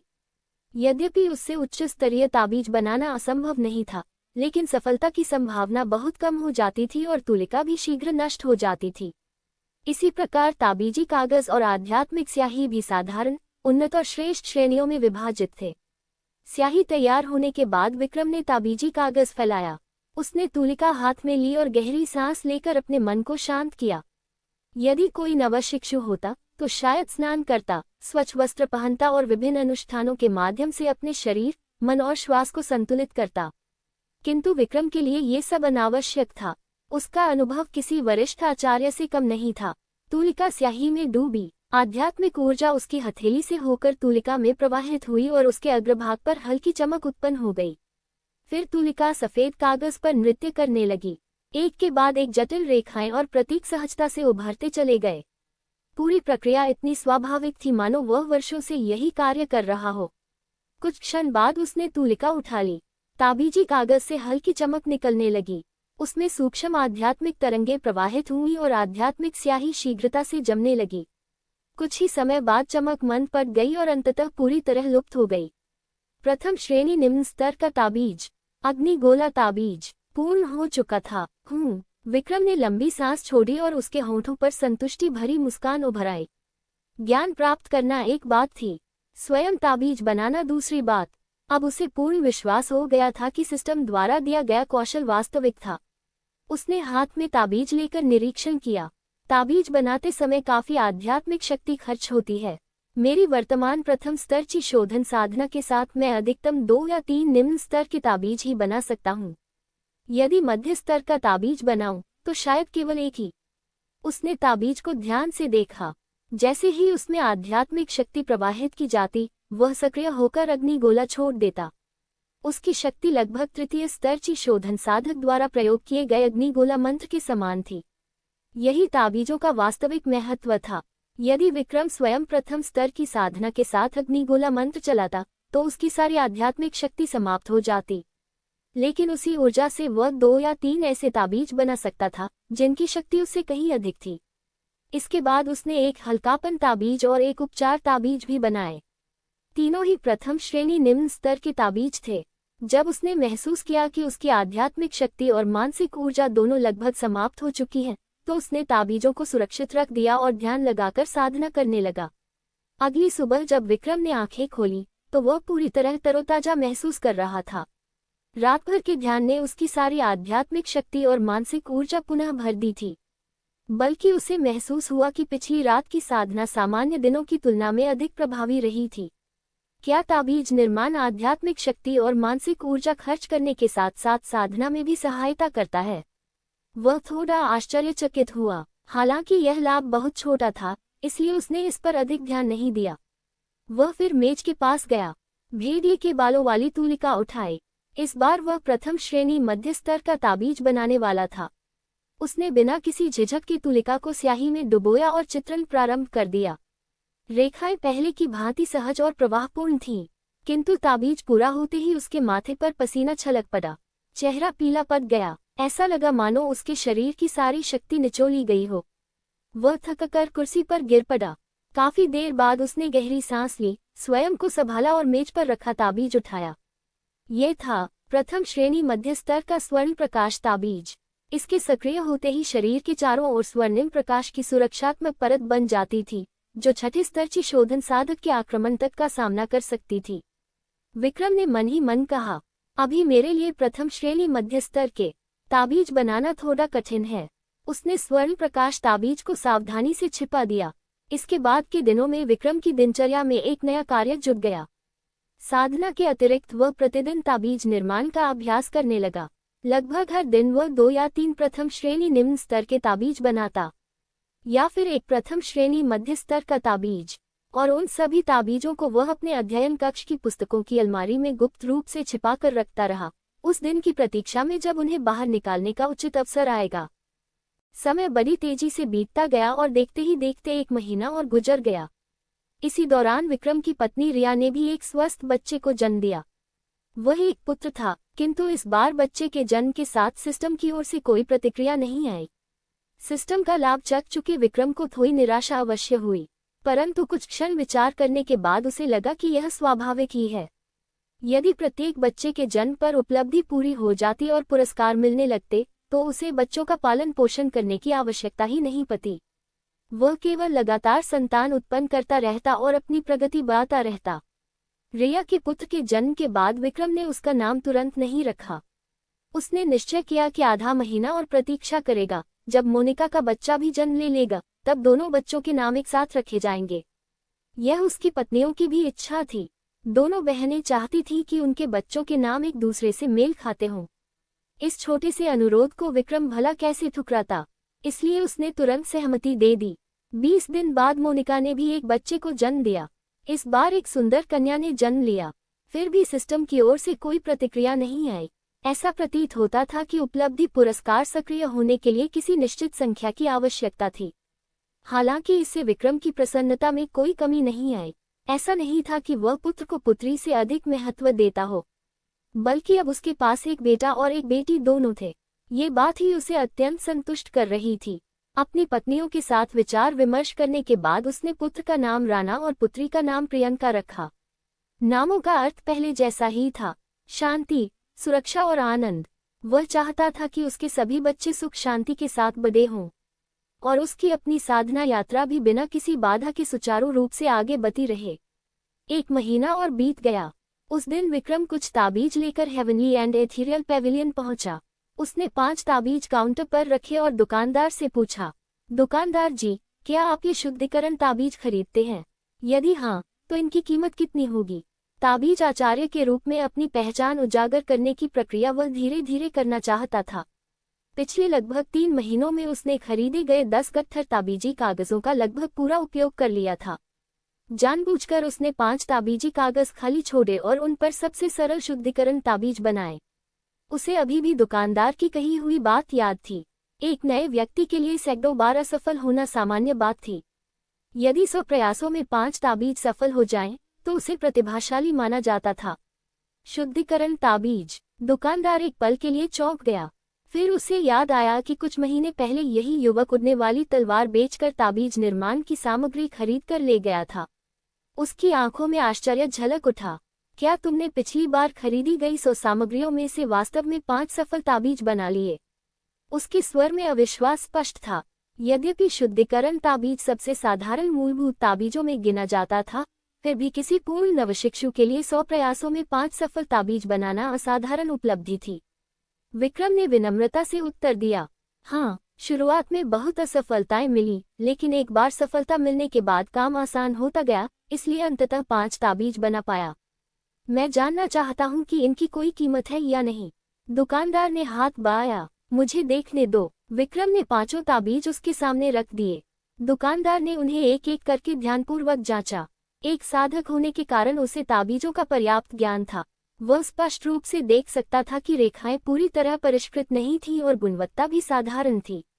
किंतु 5 ताबीज सफलतापूर्वक निर्मित हुए थे और उनमें कोई त्रुटि नहीं थी। कुछ देर बाद उसने गहरी सांस ली। 100 सामग्रियों में 5 ताबीज। भले ही ये सभी एक ही प्रकार के हों, फिर भी यह सिद्ध करता है कि तुम्हारे भीतर ताबीज निर्माण की प्रतिभा है। उसने सिर हिलाते हुए कहा, लेकिन शुद्धिकरण ताबीज केवल एक मूलभूत ताबीज है। इसकी उपयोगिता सीमित है और इसे खरीदने वाले भी बहुत कम होते हैं। इतना कहकर वह कुछ क्षण रुका और फिर बोला, हालांकि मौर्य परिवार के सदस्यों को विभिन्न कलाएं सीखने के लिए प्रोत्साहित करता है, ऐसे मूलभूत ताबीजों के लिए मैं 3 ताबीज के बदले एक आध्यात्मिक शिला देने को तैयार हूँ। यद्यपि तुम परिवार के रक्त संबंधी नहीं हो, फिर भी यह सुविधा तुम्हें मिल सकती है। विक्रम ने यह मूल्य सुनकर मन ही मन सिर हिलाया। ये कीमत उसकी अपेक्षा के अनुरूप ही थी। आखिर कई प्रथम श्रेणी निम्न स्तर के ताबीज भी लगभग एक आध्यात्मिक शिला में बिकते थे। यदि वह 100% सफलता दर बनाए रखे, तो एक बार की सामग्री से लगभग 8 आध्यात्मिक शिलाओं का लाभ कमा सकता था। किंतु ये केवल गणना थी। वास्तविकता में वह इस विधि से धन कमाने का इरादा नहीं रखता था। 100% सफलता दर स्वयं ही अत्यधिक संदिग्ध थी, और यदि वह 2-3 महीने की मेहनत के बाद भी इतना ही कमाए, तो मानो स्वयं को गुलाम बनाकर काम कर रहा हो। उसका उद्देश्य धन कमाना नहीं था, वह केवल अपनी प्रतिभा की झलक दिखाना चाहता था। ठीक है, उसने 3 शुद्धिकरण ताबीज काउंटर पर रख दिए। फिर 11 आध्यात्मिक शिलाएं निकालते हुए बोला, 10 गट्ठर ताबीजी कागज और 2 डिब्बे आध्यात्मिक स्याही दे दीजिए। दुकानदार मुस्कुराया, बाकी 2 ताबीज भी मुझे दे दो। मैं तुम्हें एक के बजाय 2 आध्यात्मिक शिलाएं दूंगा। वह विक्रम की प्रतिभा देख चुका था। ऐसे व्यक्ति से अच्छा संबंध रखना बुरा नहीं था। भले ही वह वृद्ध हो चुका था, फिर भी उसके अपने वंशज थे। यदि भविष्य में विक्रम सचमुच एक ताबीज आचार्य बन गया, तो यह संबंध उपयोगी सिद्ध हो सकता था। बहुत धन्यवाद दुकानदार जी। विक्रम ने तुरंत आभार व्यक्त किया। उसने शेष 2 ताबीज भी काउंटर पर रख दिए और सामान लेकर बाहर निकल गया। दुकानदार उसे जाते हुए देखता रहा। कुछ क्षण बाद उसने सिर हिलाकर आह भरी। वास्तव में प्रतिभाशाली है। दुर्भाग्य है कि वह मौर्य परिवार का रक्त संबंधी नहीं है। यदि विक्रम मौर्य परिवार की वास्तविक रक्तरेखा से संबंधित होता, तो ऐसी प्रतिभा की सूचना मिलते ही परिवार निश्चित रूप से उसके विकास में भारी संसाधन निवेश करता। लेकिन वह केवल एक घर जमाई था। परिवार की दृष्टि में वह कभी भी वास्तविक मौर्य सदस्य नहीं बन सकता था। रात गहरा चुकी थी। कक्ष के भीतर दीपक की मंद रोशनी झिलमिला रही थी। विशाल शैया पर एक सुंदर, मृदुल और मोहक देह लेटी हुई थी। विक्रम उठकर बैठ गया। उसने शैया के पास रखी मेज से एक शुद्धिकरण ताबीज उठाया और अपने शरीर पर थपथपा दिया। अगले ही क्षण एक हल्की और सुखद हवा उसके चारों ओर बहने लगी। उसके शरीर पर लगी सारी चिपचिपाहट और अशुद्धियां गायब हो गईं। पूरा शरीर तुरंत ताजगी से भर उठा। ये शुद्धिकरण ताबीज वास्तव में उपयोगी है, विक्रम ने संतोषपूर्वक कहा। शैया पर लेटी जैस्मिन के वस्त्र अस्त व्यस्त थे। उसका सुंदर चेहरा लालिमा से भरा हुआ था और उसकी मादक आंखों में अभी भी नशे जैसी कोमल चमक थी। जब उसने विक्रम को ताबीज का उपयोग करते देखा, तो धीमे स्वर में बोली, स्वामी, ये तो बहुत अपव्यय है, मैं स्वयं आपकी सेवा कर सकती थी। विक्रम हंस पड़ा, कोई बात नहीं, यह मैंने स्वयं बनाया है, इसकी कीमत भी अधिक नहीं है। जैस्मिन की आंखें तुरंत फैल गईं। ये ताबीज आपने स्वयं बनाया है? उसके स्वर में स्पष्ट आश्चर्य था। पिछले कुछ महीनों में उसने देखा था कि विक्रम अक्सर अपने अध्ययन कक्ष में बंद होकर ताबीज निर्माण का अभ्यास करता रहता था। यद्यपि वह स्वयं साधना नहीं करती थी, फिर भी मौर्य परिवार में रहते हुए उसने इतना अवश्य जान लिया था कि ताबीज निर्माण अत्यंत कठिन कला है। जो व्यक्ति सफलतापूर्वक ताबीज बना सकता था, वह साधारण नहीं माना जाता था। वास्तव में उनके जैसी स्त्रियों ने इन युवा प्रतिभाओं से विवाह मुख्यतः मौर्य परिवार द्वारा दिए जाने वाले लाभों के कारण किया था। वे अपने पतियों पर ही निर्भर रहती थीं। और जहां तक विक्रम का प्रश्न था, जैस्मिन ने कभी उससे बहुत बड़ी अपेक्षाएं नहीं रखी थी। मौर्य परिवार ने पहले ही स्पष्ट कर दिया था कि इन तथाकथित युवा प्रतिभाओं का भविष्य सीमित था। किंतु यदि उसका पति वास्तव में किसी विशेष कला में निपुण हो जाए, तो यह उसके लिए भी गर्व की बात थी। चाहे दैनिक जीवन हो, अपनी बहनों के साथ बातचीत हो या फिर कभी सांसारिक दुनिया में लौटना, हर जगह उसका सम्मान बढ़ जाता। क्योंकि स्त्रियां केवल अपने पतियों पर निर्भर नहीं रहती, बल्कि अपने पतियों की उपलब्धियों पर भी गर्व करती हैं। विक्रम ने धीरे से कहा, ऐसा लगता है कि ताबीज निर्माण में मेरी कुछ प्रतिभा है। भविष्य में जब मैं एक वास्तविक ताबीज आचार्य बन जाऊंगा, तब मैं सुनिश्चित करूंगा कि तुम सबको बेहतर जीवन मिले। ताबीज निर्माण की बात अधिक समय तक छिपी नहीं रह सकती थी। देर सवेर मौर्य परिवार को इसके बारे में पता चल ही जाता। संभव था कि परिवार उसके आसपास के लोगों से भी पूछताछ करे। इसलिए उसने इसे छिपाने का कोई विशेष प्रयास नहीं किया, बल्कि अपनी पत्नियों को थोड़ा बहुत बताने से उनके बीच का संबंध और अधिक मधुर हो सकता था। जैस्मिन ने कोमल दृष्टि से उसे देखा। उसकी आंखें प्रेम और विश्वास से भरी हुई थीं। मुझे अपने स्वामी पर विश्वास है, उसने धीमे स्वर में कहा और अपना सिर विक्रम के कंधे पर टिका दिया। ऋतुएं बदल रही थीं और देखते ही देखते विक्रम को अरावली पर्वत पर आए हुए 1 वर्ष से भी अधिक समय बीत चुका था। इस पूरे समय में उसने अरावली पर्वत स्थित अपने निवास से एक भी कदम बाहर नहीं रखा था। उसका जीवन अत्यंत साधारण और नीरस था, परंतु हर दिन साधना, ताबीज निर्माण और अपनी पत्नियों के साथ समय बिताने में व्यतीत हो जाता था। यद्यपि जीवन में कोई विशेष घटनाएं नहीं घट रही थी, फिर भी उसके दिन पूरी तरह व्यस्त और संतुष्टिपूर्ण थे। जहां तक संतानोत्पत्ति का प्रश्न था, उसकी गति अब कुछ धीमी हो गई थी। जैस्मिन, मोनिका और रिया ने हाल ही में बच्चों को जन्म दिया था और उन्हें अपने शरीर को पुनः स्वस्थ होने के लिए समय चाहिए था। वहीं उसकी 2 दासियां, जो अब उसकी उपपत्नियां बन चुकी थीं, गर्भवती थीं और कुछ महीनों बाद बच्चों को जन्म देने वाली थीं। अंकल अमरप्रीत द्वारा भेजी गई अन्य 2 दासियां अभी तक गर्भवती नहीं हुई थीं। इसका कारण ये था कि विक्रम स्वयं केवल प्रथम स्तर की क्यूई रिफाइनिंग साधक था, इसलिए उसकी ऊर्जा और समय दोनों ही सीमित थे। इसके अतिरिक्त वो अपनी पत्नियों को केवल संतान उत्पन्न करने का साधन नहीं मानता था। वह उनके साथ संबंधों को गहरा बनाने, प्रेम बढ़ाने और परिवार में सामंजस्य बनाए रखने पर भी ध्यान देता था। यद्यपि मौर्य परिवार उसे एक प्रजनक के रूप में देखता था, परंतु वह स्वयं को कभी मात्र संतान उत्पन्न करने वाला उपकरण नहीं मान सकता था। उसकी सभी पत्नियां वैसी ही थीं जैसा अंकल अमरप्रीत ने बताया था, शिक्षित, शालीन, गरिमामयी और सद्गुणों से परिपूर्ण। उनमें किसी प्रकार का दिखावा या घमंड नहीं था। एक दूसरे संसार से आए व्यक्ति होने के नाते विक्रम को ये देखकर सुखद आश्चर्य होता था कि वे सभी उसके साथ बहुत सहजता से घुल मिल गई थीं। चूंकि उसकी सभी पत्नियां मौर्य परिवार से थीं, इसलिए उनके बीच भी अच्छे संबंध थे और उसके गृहस्थ जीवन में किसी प्रकार का कलह नहीं था। उस दिन साधना पूरी करने और अध्ययन कक्ष में 2 ताबीज बनाने के बाद विक्रम ने बाहर का सुहावना मौसम देखा। उसने अपनी 2 महीने की पुत्री को गोद में उठाया और आंगन में धूप सेंकने के लिए निकल आया। अरावली पर्वत पर भी ऋतुओं का स्पष्ट परिवर्तन होता था। इस समय वसंत ऋतु थी और कोमल, मधुर धूप पूरे वातावरण को सुखद बना रही थी। लगभग आधे घंटे तक धूप सेंकने के बाद विक्रम ने पड़ोसी आंगन से कुछ हलचल की आवाज सुनी। वह अपनी बेटी को गोद में लिए अपने पड़ोसी नितिन से मिलने चला गया। छोटे से आंगन में नितिन युद्धकला का अभ्यास कर रहा था। उसकी हर चाल और हर प्रहार में अद्भुत शक्ति और कौशल झलक रहा था। सीधी बात कही जाए तो विक्रम जैसे व्यक्ति को परास्त करने के लिए नितिन का एक मुक्का ही पर्याप्त था। यद्यपि वह अमृतत्व की साधना कर रहा था, फिर भी उसने युद्धकला का अभ्यास कभी नहीं छोड़ा था। विक्रम को आते देखकर नितिन ने अभ्यास रोक दिया, तौलिए से अपना पसीना पोंछा और मुस्कुराते हुए बोला, सुना है इन दिनों तुम ताबीज बनाने में काफी व्यस्त रहते हो। आज मेरे पास आने का समय कैसे मिल गया? बस खुद को व्यस्त रखने की कोशिश कर रहा हूँ।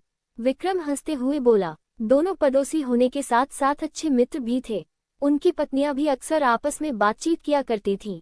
ताबीज निर्माण कैसा चल रहा है? मैंने सुना है कि यह काम काफी खर्चीला होता है। नितिन पत्थर की मेज के पास गया, चायदानी उठाए और ताजी बनी चाय एक प्याले में उंडेल दी। ठीक चल रहा है। भविष्य में कुछ संभावनाएं दिखाई दे रही हैं। मैं कोई महान ताबीज गुरु बनने की कोशिश नहीं कर रहा, बस इतना चाहता हूं कि आगे चलकर परिवार का सहारा बन सके। विक्रम बैठते हुए बोला। स्वाभाविक रूप से वह अपनी वास्तविक परिस्थितियों या प्रणाली से जुड़े रहस्यों के बारे में किसी को नहीं बता सकता था, इसलिए वह वही उत्तर देता था जो दूसरों को दिया करता था। यह अच्छी बात है। आदमी के पास कोई हुनर हो तो वह कहीं भी अपने पैर जमा सकता है। नितिन ने सिर हिलाते हुए कहा और उसके लिए भी एक प्याला भर दिया। और तुम्हारा क्या? मौर्य परिवार तुम्हें यूं ही तो नहीं छोड़ देगा? विक्रम ने चाय की चुस्की लेते हुए पूछा। उन 12 अमर अंकुरों में से जो एक साथ मौर्य परिवार में आए थे, लगभग सभी की संतानें हो चुकी थीं। अब केवल नितिन ही ऐसा व्यक्ति था जिसकी अभी तक कोई संतान नहीं हुई थी। यहाँ तक कि अफवाहें भी फैलने लगी थीं कि उसकी पत्नी अभी तक कुंवारी थी। नितिन हल्की मुस्कान के साथ बोला, मैं जिस स्कारलेट सोनहार तकनीक का अभ्यास करता हूँ, उसके अनुसार जन्मजात स्तर तक पहुँचने से पहले जीवन सार का रिसाव नहीं होना चाहिए। मैंने यह बात अंकल अमरप्रीत को पहले ही समझा दी है, इसलिए अभी मौर्य परिवार मुझ पर दबाव नहीं डाल रहा। उसकी 7वीं श्रेणी की आध्यात्मिक प्रतिभा के कारण मौर्य परिवार उसके प्रति अपेक्षाकृत उदार था। कम से कम इस चरण में वे उसे मजबूर नहीं करने वाले थे। तो जन्मजात स्तर तक पहुंचने में कितना समय लगेगा? विक्रम ने पूछा। नितिन कुछ क्षण चुप रहा, फिर बोला, मैंने अनुबंध पर हस्ताक्षर किए हैं और मौर्य परिवार के संसाधनों का उपयोग किया है, इसलिए समझौते का पालन करना मेरा कर्तव्य है। अधिकतम 1 वर्ष के भीतर मैं जन्मजात स्तर में प्रवेश कर जाऊंगा। उस समय मैं अपने जीवन सार को पूरी तरह नियंत्रित कर सकूंगा और आदिम यांग ऊर्जा का अपव्यय नहीं होगा। तब उसका उपयोग केवल संतानोत्पत्ति के लिए ही होगा। ये सुनकर विक्रम के मन में प्रशंसा की लहर दौड़ गई। उसे कभी कल्पना भी नहीं थी कि युद्धकला में ऐसी क्षमता भी हो सकती है। शायद मुझे भी युद्धकला सीखनी चाहिए। आखिरकार अब उसकी 3 पत्नियां और कई उपपत्नियां थीं, जिनकी देखभाल और साथ निभाने में काफी ऊर्जा लगती थी। जहां तक क्यूई रिफाइनिंग का प्रश्न था, वर्तमान चरण में वह शरीर को विशेष रूप से सशक्त नहीं बनाती थी। कुछ देर सोचने के बाद उसने उत्सुकता से पूछा, नितिन, यदि तुम जन्मजात स्तर में प्रवेश कर जाओ तो तुम्हारी शक्ति साधकों की तुलना में कैसी होगी? उसे याद था कि अरावली पर्वत आते समय नितिन ने राठौर परिवार के एक साधक की पवनधार तकनीक को बड़ी आसानी से निष्क्रिय कर दिया था। इससे स्पष्ट था कि शक्तिशाली योद्धा भी साधकों से मुकाबला कर सकते थे, परंतु इसकी वास्तविक सीमा क्या थी, यह उसे ज्ञात नहीं था। नितिन ने उत्तर दिया, जन्मजात स्तर पर पहुंचने के बाद प्राप्त जन्मजात सत्य ऊर्जा लगभग 3रे स्तर के क्यूई रिफाइनिंग साधक की आध्यात्मिक शक्ति के बराबर होती है। युद्ध में जीत हार इस बात पर निर्भर करेगी कि मैं प्रतिद्वंद्वी के निकट पहुंच पाता हूं या नहीं, लेकिन 3रे स्तर का साधक जादुई हथियारों को नियंत्रित कर सकता है। ऐसे में किसी योद्धा के लिए उसके पास पहुंचना अत्यंत कठिन होता है। उसके चेहरे पर हल्की कड़वी मुस्कान उभर आई।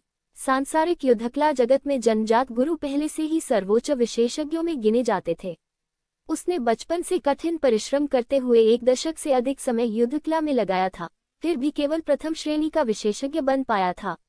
मौर्य परिवार में आने के बाद प्रतिदिन आध्यात्मिक चावल खाने और आध्यात्मिक ऊर्जा से पोषित होने के कारण ही उसकी प्रगति इतनी तेज हुई थी कि वह अब जन्मजात स्तर को छूने वाला था। लेकिन एक 3रे स्तर का क्यूई रिफाइनिंग साधक पहले ही जन्मजात गुरु के बराबर खड़ा था। दोनों मार्गों के बीच का अंतर वास्तव में बहुत बड़ा था। विक्रम ने सिर हिलाया। अब वह स्थिति को कुछ हद तक समझ चुका था। जन्मजात गुरु और 3रे स्तर का साधक कुछ वैसे ही थे जैसे एक योद्धा और एक जादूगर। यदि योद्धा निकट पहुंच जाए तो उसके जीतने की संभावना रहती है, परंतु यदि वह निकट नहीं पहुंच पाया तो उसकी हार लगभग निश्चित थी। और जब उसने इस बारे में गहराई से सोचा तो महसूस किया कि किसी अमर साधक के पास पहुंचना वास्तव में अत्यंत कठिन था। आखिर उनके पास जादुई हथियार, विशेष वस्त्र, ताबीज और न जाने कितने रहस्यमयी साधन होते थे। जन्मजात स्तर के ऊपर भी कोई अवस्था होती है? विक्रम ने अपनी बेटी की ओर देखते हुए पूछा।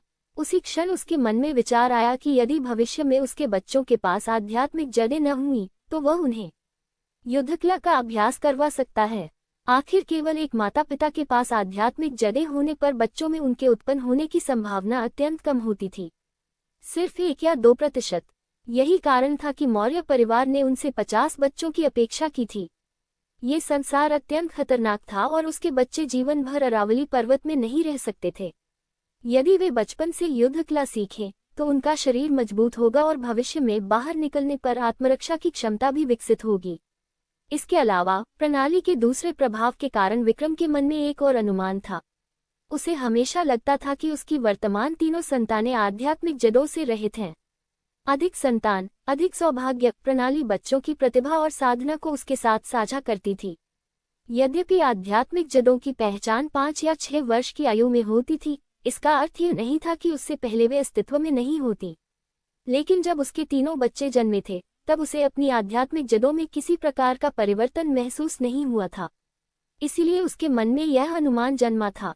हालांकि वास्तविक सत्य का पता तभी चलेगा जब बच्चे उचित आयु प्राप्त कर परीक्षण करवाएंगे। फिलहाल ये केवल उसका अनुमान था। नितिन ने उत्तर दिया, जन्मजात स्तर के ऊपर जन्मजात महागुरु और फिर जन्मजात परम महागुरु की अवस्थाएं होती हैं। लेकिन जन्मजात परम महागुरु भी अधिकतम 5वें या 6ठे स्तर के क्यूई रिफाइनिंग साधकों का मुकाबला कर सकते हैं। जहां तक मुझे ज्ञात है, पूरे युद्धकला जगत में ऐसे विशेषज्ञों की संख्या बहुत कम है। इसलिए दोनों मार्गों की तुलना करना ही उचित नहीं है। विक्रम ने सिर हिलाया और युद्धकला के बारे में पर्याप्त समझ प्राप्त कर ली। अर्थात यदि कोई व्यक्ति युद्धकला की चरम सीमा तक भी पहुंच जाए, तब भी उसकी शक्ति केवल मध्य चरण के क्यूई रिफाइनिंग साधकों के बराबर होगी। परंतु तभी उसके मन में एक विचित्र विचार आया। यदि भविष्य में उसके दर्जनों या सैकड़ों बच्चे जन्मजात परम महागुरु बन जाएं और उनकी प्रतिभा तथा शक्ति प्रणाली के माध्यम से उसे प्राप्त हो जाए, तो क्या वह फाउंडेशन बिल्डिंग के उत्तर चरण के साधकों की बराबरी कर सकेगा? यह विचार आते ही उसकी आंखों में चमक उभर आई। भविष्य में जिन बच्चों के पास आध्यात्मिक जड़ें होंगी वे साधना करेंगे, और जिनके पास नहीं होंगी वे युद्धकला का मार्ग अपनाएंगे। जहां तक स्वयं युद्धकला सीखने का प्रश्न था, विक्रम ने केवल इस विचार को मन में रखा। फिलहाल साधना, ताबीज निर्माण और अपनी पत्नियों उपपत्नियों की देखभाल ही उसकी अधिकांश ऊर्जा ले लेते थे। उसके पास युद्धकला के लिए अतिरिक्त समय नहीं था। समय तेजी से बीतता गया। 1 और महीना निकल गया। इसी दौरान विक्रम की चौथी संतान का जन्म हुआ। वह उसकी चौथी उपपत्नी की पुत्री थी। विक्रम ने उसका नाम प्रिया रखा। वास्तव में यह नाम उसने बहुत पहले ही सोच रखा था, लेकिन इसी के साथ उसे एक नई समस्या का भी एहसास हुआ। यदि भविष्य में उसकी संतानें इसी गति से बती रहीं, तो उनके नाम रखना ही एक कठिन कार्य बन जाएगा। इसलिए उसने मन ही मन निश्चय किया कि भविष्य में अपने परिवार के लिए एक पीढ़ीगत नाम परंपरा स्थापित करेगा। इस प्रकार आने वाली पीढ़ियों के नाम रखना कहीं अधिक सरल हो जाएगा। जहां तक दूसरी गर्भवती उपपत्नी का प्रश्न था, वह भी लगभग 2 महीने बाद प्रसव करने वाली थी। और एक रोचक बात यह थी कि परीक्षण के बाद पता चला कि उसके गर्भ में एक नहीं बल्कि जुड़वा बच्चे पल रहे थे। अध्ययन कक्ष के भीतर विक्रम ने अपनी अंतिम ताबीज पत्र की शीट को भी एक प्रथम स्तरीय मध्यम श्रेणी के ताबीज में परिवर्तित कर दिया। इतने समय बाद भी प्रथम स्तरीय मध्यम श्रेणी का ताबीज बनाना उसके लिए आसान नहीं था। समस्या उसके कौशल की नहीं थी, बल्कि ताबीज निर्माण में अत्यधिक आध्यात्मिक ऊर्जा और मानसिक एकाग्रता की आवश्यकता होती थी। यदि उसके पास द्वितीय स्तरीय ताबीज निर्माण कौशल न होता, तो केवल प्रथम स्तर की क्यूई साधना के बल पर वह ऐसा ताबीज कभी नहीं बना पाता। थोड़ी देर विश्राम करने के बाद उसने ताबीज को उठाया और पास रखी एक बंद अलमारी खोली। अलमारी के भीतर ताबीजों के मोटे मोटे ढेर अत्यंत सुव्यवस्थित ढंग से रखे हुए थे। कुल मिलाकर उनकी संख्या 100 से भी अधिक थी। लगभग 6 महीने बीत चुके थे जब उसे सौभाग्यवश ताबीज निर्माण की कला सीखने का अवसर मिला था, और यह सारे ताबीज उन्हीं 6 महीनों की अथक मेहनत का परिणाम थे। ताबीजों के उस विशाल संग्रह को देखते हुए विक्रम अनायास ही सिर हिलाकर बोला, हाय, इतने सारे ताबीज हैं, लेकिन मैं इन्हें बेचकर धन भी नहीं कमा सकता। उसने जो 20 गट्ठर ताबीज पत्र खरीदे थे, उनमें से कुछ शीटें केवल उसकी जिज्ञासा के कारण कठिन मध्यम श्रेणी की प्रथम स्तरीय ताबीजों पर प्रयोग करते हुए नष्ट हुई थी। आध्यात्मिक शक्ति की कमी के कारण वे प्रयास असफल रहे थे। इसके अतिरिक्त लगभग सारी ताबीज पत्र सफलतापूर्वक ताबीजों में बदल चुकी थीं। यदि कोई कहे कि उसकी सफलता दर 100% थी, तो भी अतिशयोक्ति नहीं होगी। लेकिन वह इन प्रथम स्तरीय ताबीजों को बेचने का साहस नहीं करता था। यदि वे बाहर निकल गए तो निश्चित रूप से मौर्य परिवार के उच्च अधिकारियों का ध्यान उसकी ओर आकर्षित होता। जहां तक चोरी छिपे कहीं और बेचने की बात थी, वह भी व्यवहारिक नहीं थी। अकेले अरावली पर्वत से बाहर निकलने के लिए भी मौर्य परिवार की अनुमति आवश्यक थी। इसके अतिरिक्त वह स्वयं अमरनगर और बाजारों में जाने से भी थोड़ा भयभीत रहता था। साधकों की दुनिया में कोई कानून नहीं था। यदि किसी दुष्ट साधक ने उसे लूट लिया या उस पर हमला कर दिया तो वह क्या कर सकता था? आखिरकार वह केवल प्रथम स्तर का क्यूई शोधन साधक था जिसने अभी तक कोई युद्ध कला या मंत्र तक नहीं सीखा था। वास्तव में उसकी स्थिति यह थी कि वह सामान्य मनुष्यों की तुलना में अधिक शक्तिशाली और फुर्तीला अवश्य था, लेकिन आत्मरक्षा के लिए उसे केवल ताबीजों पर ही निर्भर रहना पड़ता था। जल्दबाजी नहीं करनी चाहिए, धीरे धीरे आगे बढ़ना ही सही रहेगा। विक्रम ने गहरी सांस ली और स्वयं को समझाया कि साधना के मार्ग में अधीरता सबसे बड़ी भूल होती है। सावधानी ही सफलता की कुंजी थी। इसके बाद उसने वे 9 स्वच्छता ताबीज, 6 वस्त्र शुद्धि ताबीज और 3 धूल निवारण ताबीज उठाए जिन्हें वह पहले ही तैयार कर चुका था और उन्हें लेकर हेवनली एंड एथेरियल पैविलियन की ओर चल पड़ा। इस बार वह इन 18 आधारभूत ताबीजों को आत्मिक पत्थरों के बदले बेचना चाहता था। साथ ही वह एक बार फिर अपनी ताबीज निर्माण प्रतिभा का प्रदर्शन भी करने वाला था। पैविलियन पहुंचते ही उसने दुकानदार को पुकारा, दुकानदार जी, कृपया इन ताबीजों के बदले मुझे आत्मिक पत्थर दे दीजिए। उसने 18 ताबीज काउंटर पर रख दिए।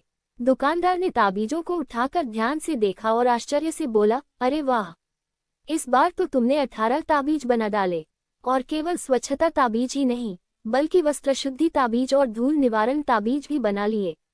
विक्रम ने विनम्रता से उत्तर दिया, स्वच्छता और वस्त्र शुद्धि ताबीजों में अब मुझे काफी आत्मविश्वास है, लेकिन धूल निवारण ताबीज अभी भी थोड़ा कठिन लगता है।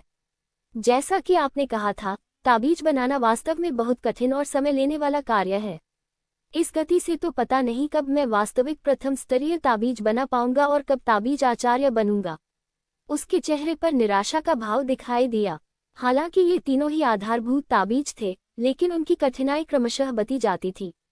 दुकानदार भावुक होकर बोला, तुम पहले ही बहुत अच्छा कर रहे हो। तुम्हारी ताबीज निर्माण प्रतिभा वास्तव में असाधारण है। यदि तुम इसी प्रकार लगे रहे तो भविष्य में अवश्य एक ताबीज आचार्य बनोगे। उसकी आंखों में प्रशंसा स्पष्ट झलक रही थी। अब विक्रम 3 प्रकार के आधारभूत ताबीज बना सकता था, जिसका अर्थ था कि वह पहले से ही एक ताबीज शिष्य बन चुका था। यदि वह दृढ़ता बनाए रखता तो ताबीज आचार्य बनना केवल समय की बात थी। दुकानदार ने ताबीजों को सुरक्षित रखा, 6 आत्मिक पत्थर निकाले और उसे देते हुए कहा, मेहनत जारी रखो। धन्यवाद दुकानदार जी। विक्रम ने आत्मिक पत्थर ग्रहण किए और बिना कुछ और खरीदे वहां से जाने लगा। दुकानदार आश्चर्य से बोला, इस बार ताबीज पत्थर नहीं खरीदोगे? विक्रम ने कड़वी मुस्कान के साथ सिर हिलाया, पहले वाला ब्रश अब घिस चुका है और ठीक से काम नहीं करता। जब पर्याप्त आत्मिक पत्थर जमा हो जाएंगे तब नया खरीदूंगा। यद्यपि उसके चेहरे की विवशता का भाव कुछ हद तक अभिनय था, लेकिन उसकी बात पूरी तरह सत्य थी। जिस भेड़िए के बालों वाले ब्रश को 200 बार उपयोग योग्य बताया गया था, वह वास्तव में लगभग 180 उपयोगों के बाद ही जवाब देने लगा था।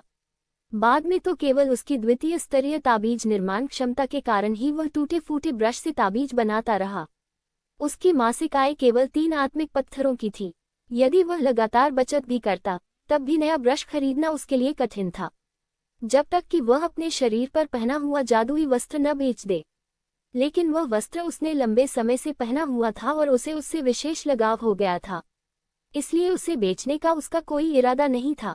दुकानदार को भी याद था कि विक्रम लंबे समय से उसी ब्रश का उपयोग कर रहा था।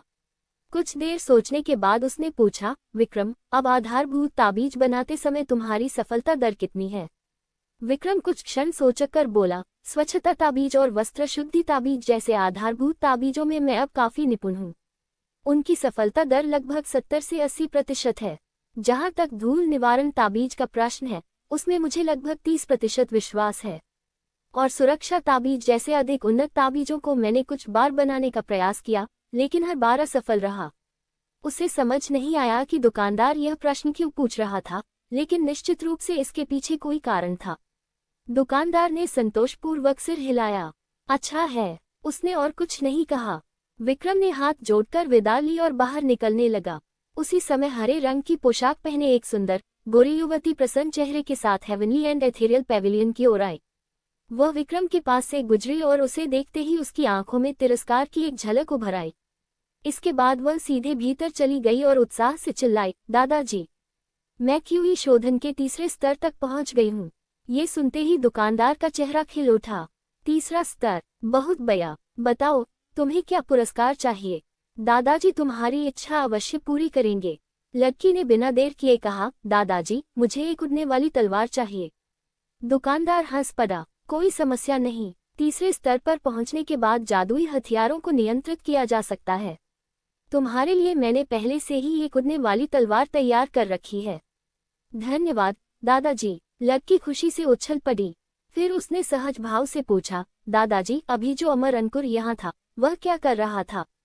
उसने कुछ खरीदा भी नहीं, फिर भी आप उससे इतनी देर तक बातें कर रहे थे। दुकानदार मुस्कराकर बोला, वह ताबीज निर्माण का अभ्यास करता है, कुछ साधारण ताबीज बेचने आया था।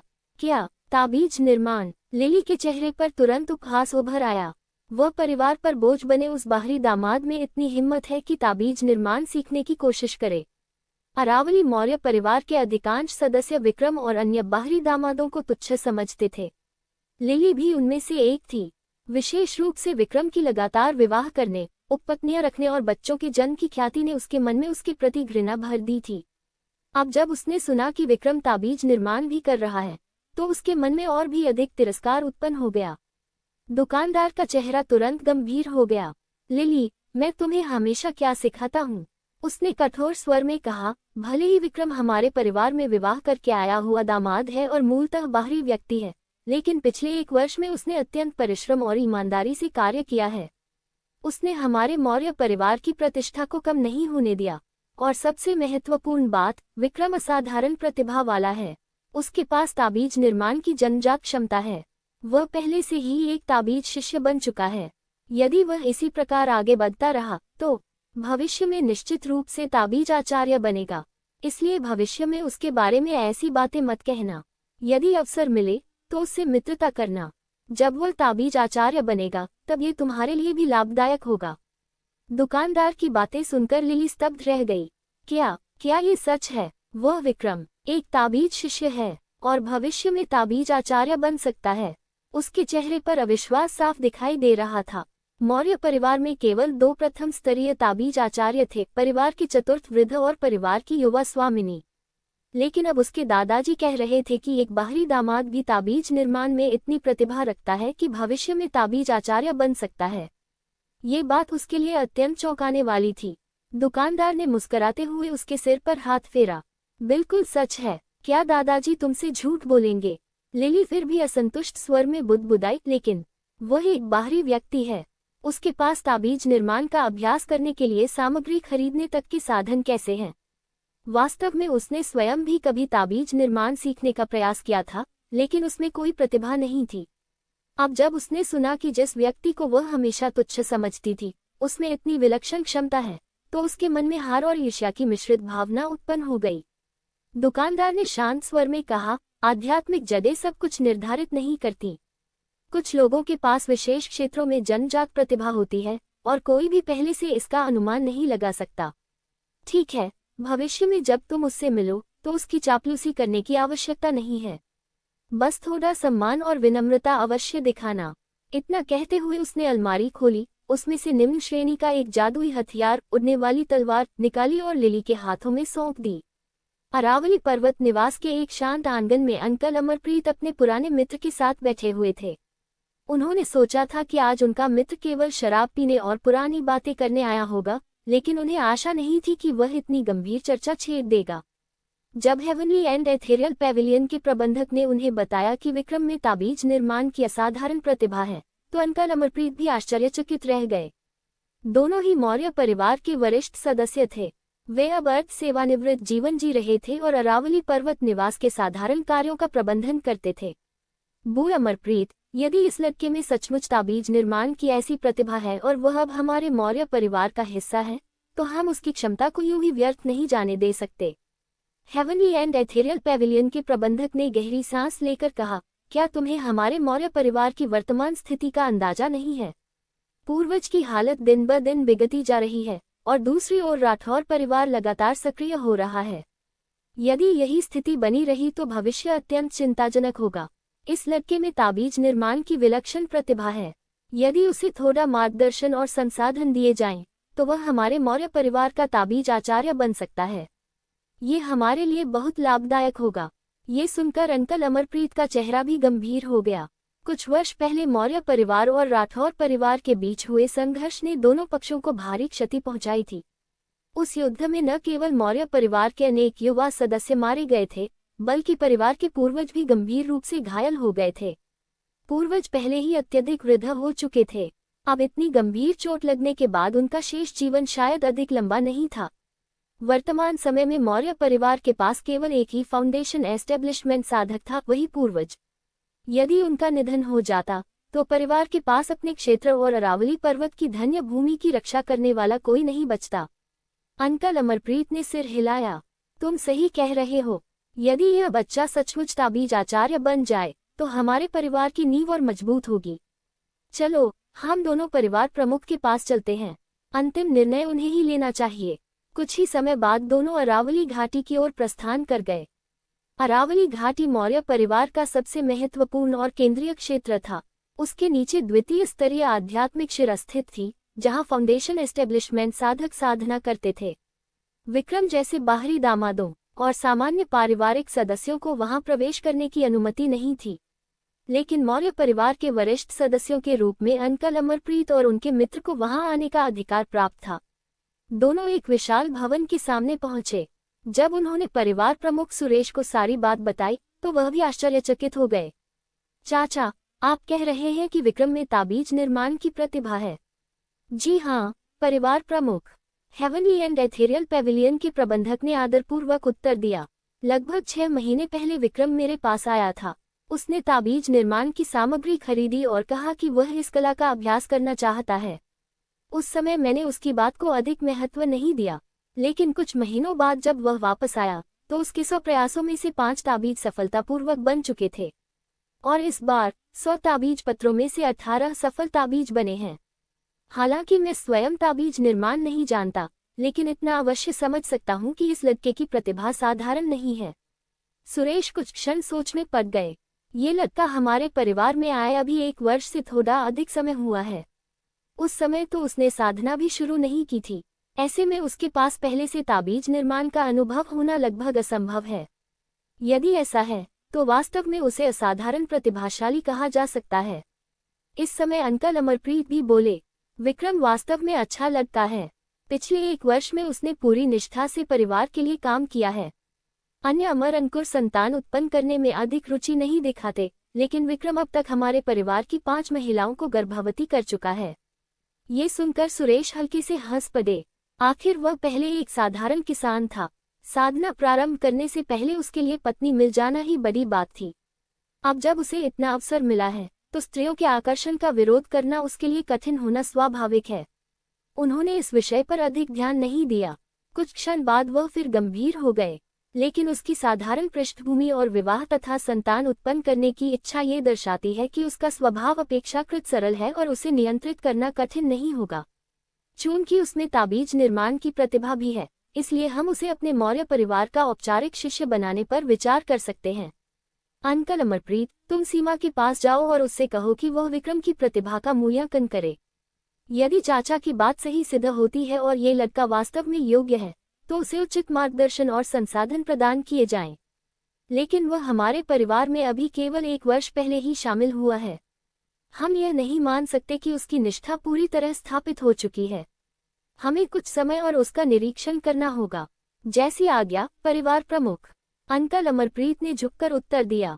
उसी दिन विक्रम अपने कक्ष में साधना कर रहा था कि उसे सूचना मिली कि अंकल अमरप्रीत और बड़ी युवती उससे मिलने आ रहे हैं। ये सुनते ही वह तुरंत उठकर मुख्य सभा कक्ष की ओर चल पड़ा। जब वह भीतर पहुंचा तो उसने देखा कि वहां 2 व्यक्ति बैठे हुए हैं। पहले थे अंकल अमरप्रीत, दूसरी थी लगभग 18-19 वर्ष की एक युवती। उसके लंबे काले बाल पीछे हल्के से बंधे हुए थे और उसने शुद्ध सफेद रंग का वस्त्र पहन रखा था। उसका सुडौल और संतुलित शरीर कुर्सी पर अत्यंत सुंदरता और गरिमा के साथ बैठा हुआ था।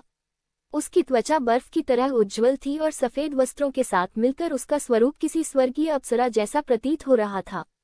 उसकी दिव्य आभा ऐसी थी मानो तियानशान पर्वत की निर्मल हिमकमल धरती पर अवतरित हो गई हो।